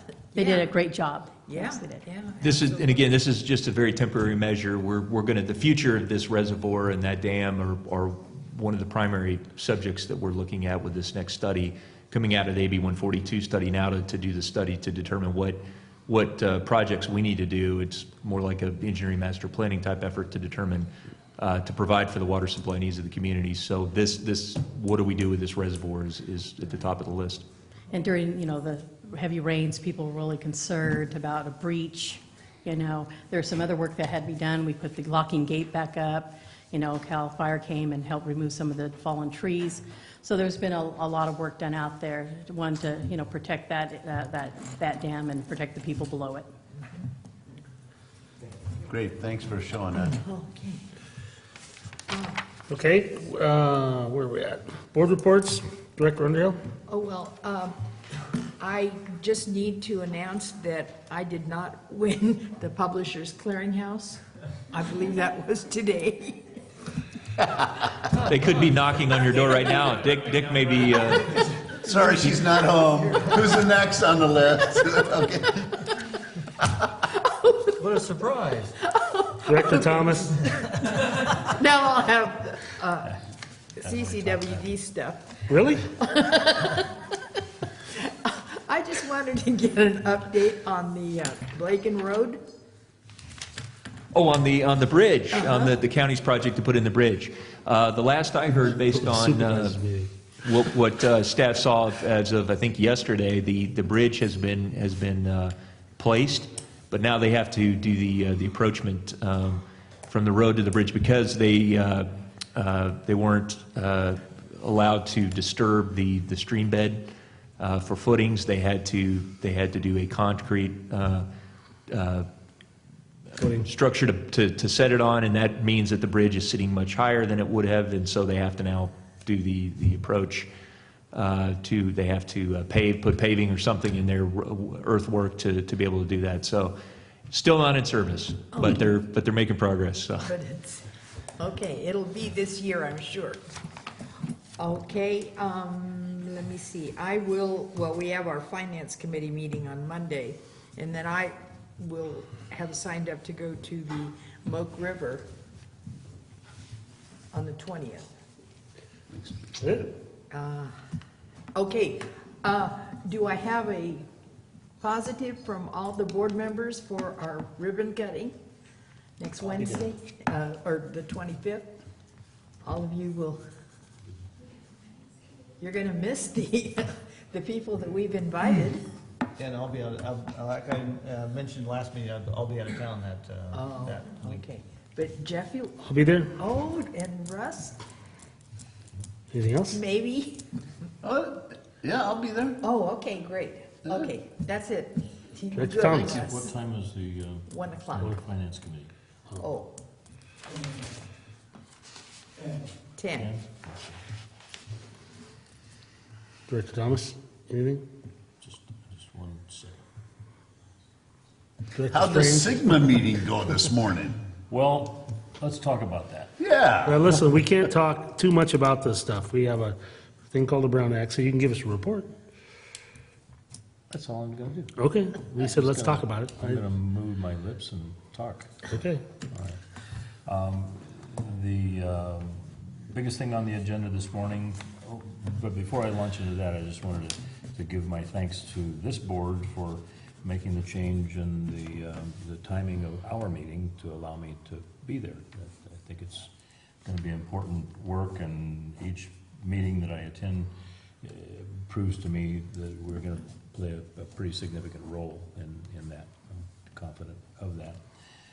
We've got excellent representation, not as much because I'm there, but the staff that we have that will be going to the Technical Advisory Committee meetings that were approved today. We'll have a guy named Walter Ward, who is a water expert on staff with Stanislaus County.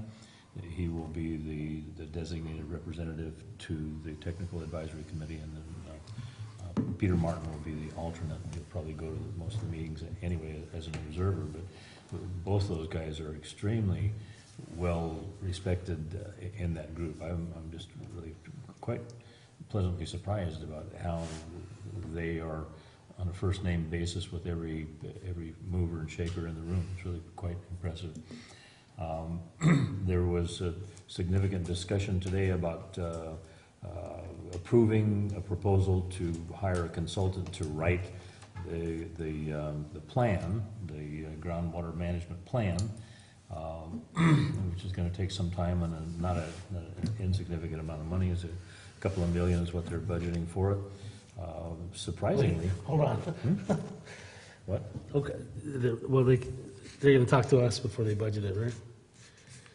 Well, but I was anxious to write a check today because our portion of that is very, very insignificant. It's pretty small. Just what was it, Area 2 or something that they were talking about today in the Stockton area is gonna pick up, incidentally, there's a 50% cost share on that. Some fund in the state's gonna pick up 50% or maybe as much as 75% of that cost. So, anyway, the Area 2 is gonna make a $420,000 or $450,000 contribution toward our obligation, or the obligation of the 17 member organizations. So it's, you know, when they started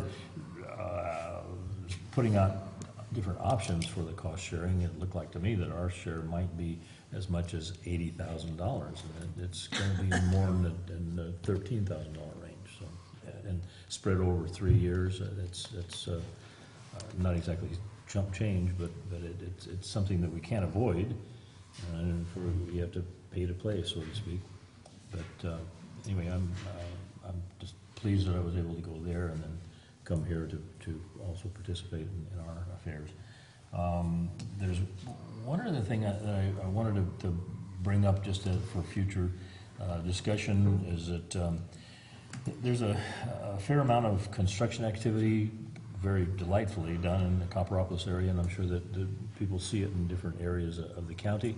One gentleman came to me some weeks ago and said, hey, how do I go about getting a water meter? I need to have a water meter here so I can keep the dust down on my project and everything. So I made an inquiry here, and it's a very kind of a, there are impediments toward that activity. Do you have a water meter that you use on your projects? No. No? Anyway, there are... You can get a temporary construction meter, though. It's $30. Well, I know that's true, but it's I would just want to throw it out that there are other nearby agencies that have a different arrangement. They charge a $1,000 deposit on the meter, which people apparently are eager to pay. You get the deposit back if you return the meter in a usable condition, and if you don't, then you get charged for the damage. But there's a monthly rate and there's a flow rate, which we discussed earlier is not a significant thing, but it's the convenience factor, that the inconvenience factor that I perceive that we're dealing with is that we have to come in, you pay the $30, and you make arrangements for a crew of CCWD to come out and attach the meter, and you can only use it in one location. And these grading contractors, I think that they would prefer to have the flexibility of that they don't own the meter, but it's in their, they have the responsibility for protecting it. And with an in-service training, they would understand how to attach the meter, make it flow, and then turn it off, like Randy was talking about earlier about turning it off slowly. But I don't know, and maybe nobody else feels that we should offer a more accommodating methodology, but I think that hopefully we're in a period of an extended period of construction, and I'd just like to make it as easy as possible for our contractors to use the water that we're trying to sell. Okay. Okay, that's it. Director Strange. A few things. One, I mentioned the West Point fire earlier. We ought to be glad that it didn't go the other direction, which yeah. would have impacted our facilities out there, the regulating reservoir and our tank system and the whole West Point treatment area there. It went the other direction, so we got lucky this time. We attended CPUD's meeting last night, their board meeting. They adopted or voted and adopted the support of the Wild and Scenic study that was done.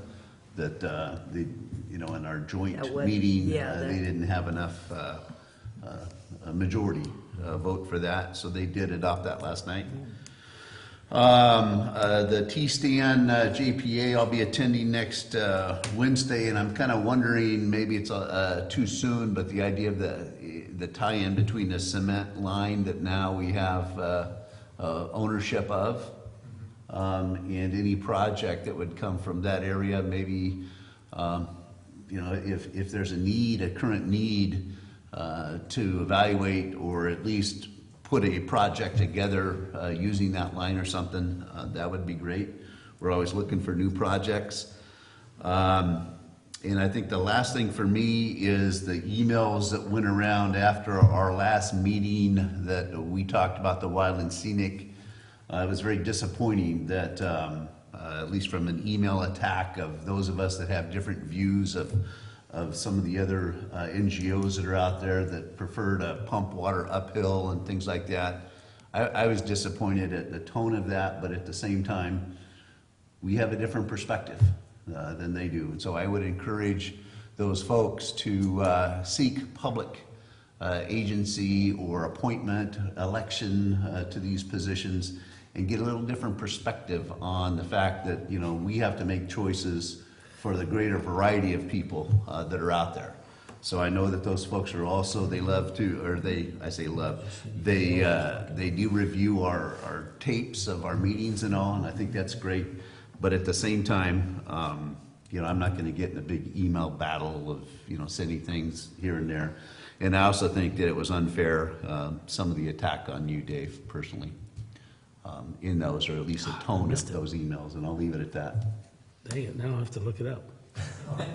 Well, thank you. I didn't respond online to that. But I appreciate you mentioning it, and I just want to say the thing that did concern me was any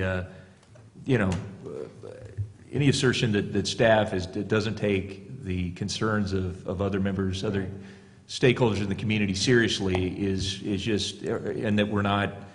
We don't care about that couldn't be farther from the truth. I mean, it's just, we have incredible staff, and that stuff does matter, and going through this, we spent a lot of time on those issues and considering them and meeting with people, and so in any event, you can't, for whatever it's worth, I just want to say that, in any event, I'm proud of staff, and they did a great job on this project. Well, I think that in that particular case, that wasn't what they wanted to hear, so that it then got twisted to, say something about our staff. I think that's what it boiled down to.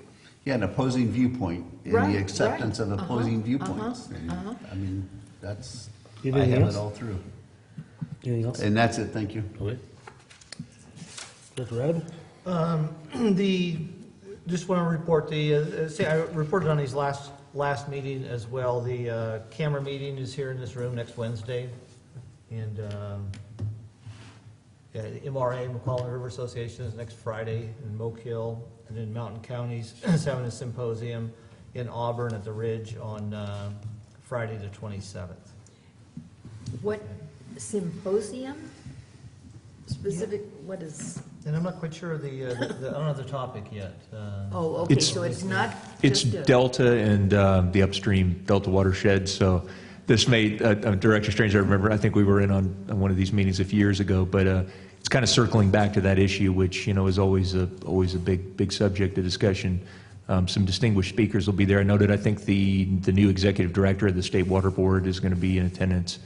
If anybody would like to attend, please contact our board clerk, and we'll get you signed up. Say again the time and date. It's in Auburn at the Ridge on Friday the 27th. I think it starts at 10 a.m. 9:15 it says. That may be registration or something, but the program doesn't start that early. I think it's 10, maybe 10:30. I'm not positive. It is in the morning. and it probably will include a lunch.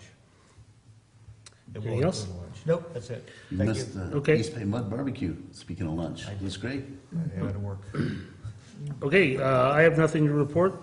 Next board meeting is Wednesday, October 25th at 1 PM, Cedar Center Parking Area, Oak Circle, Arnold. Meeting's adjourned.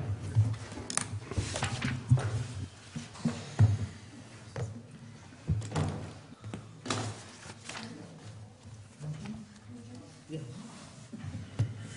Do I have to sign a couple things? I gotta get out. Go feed your horse.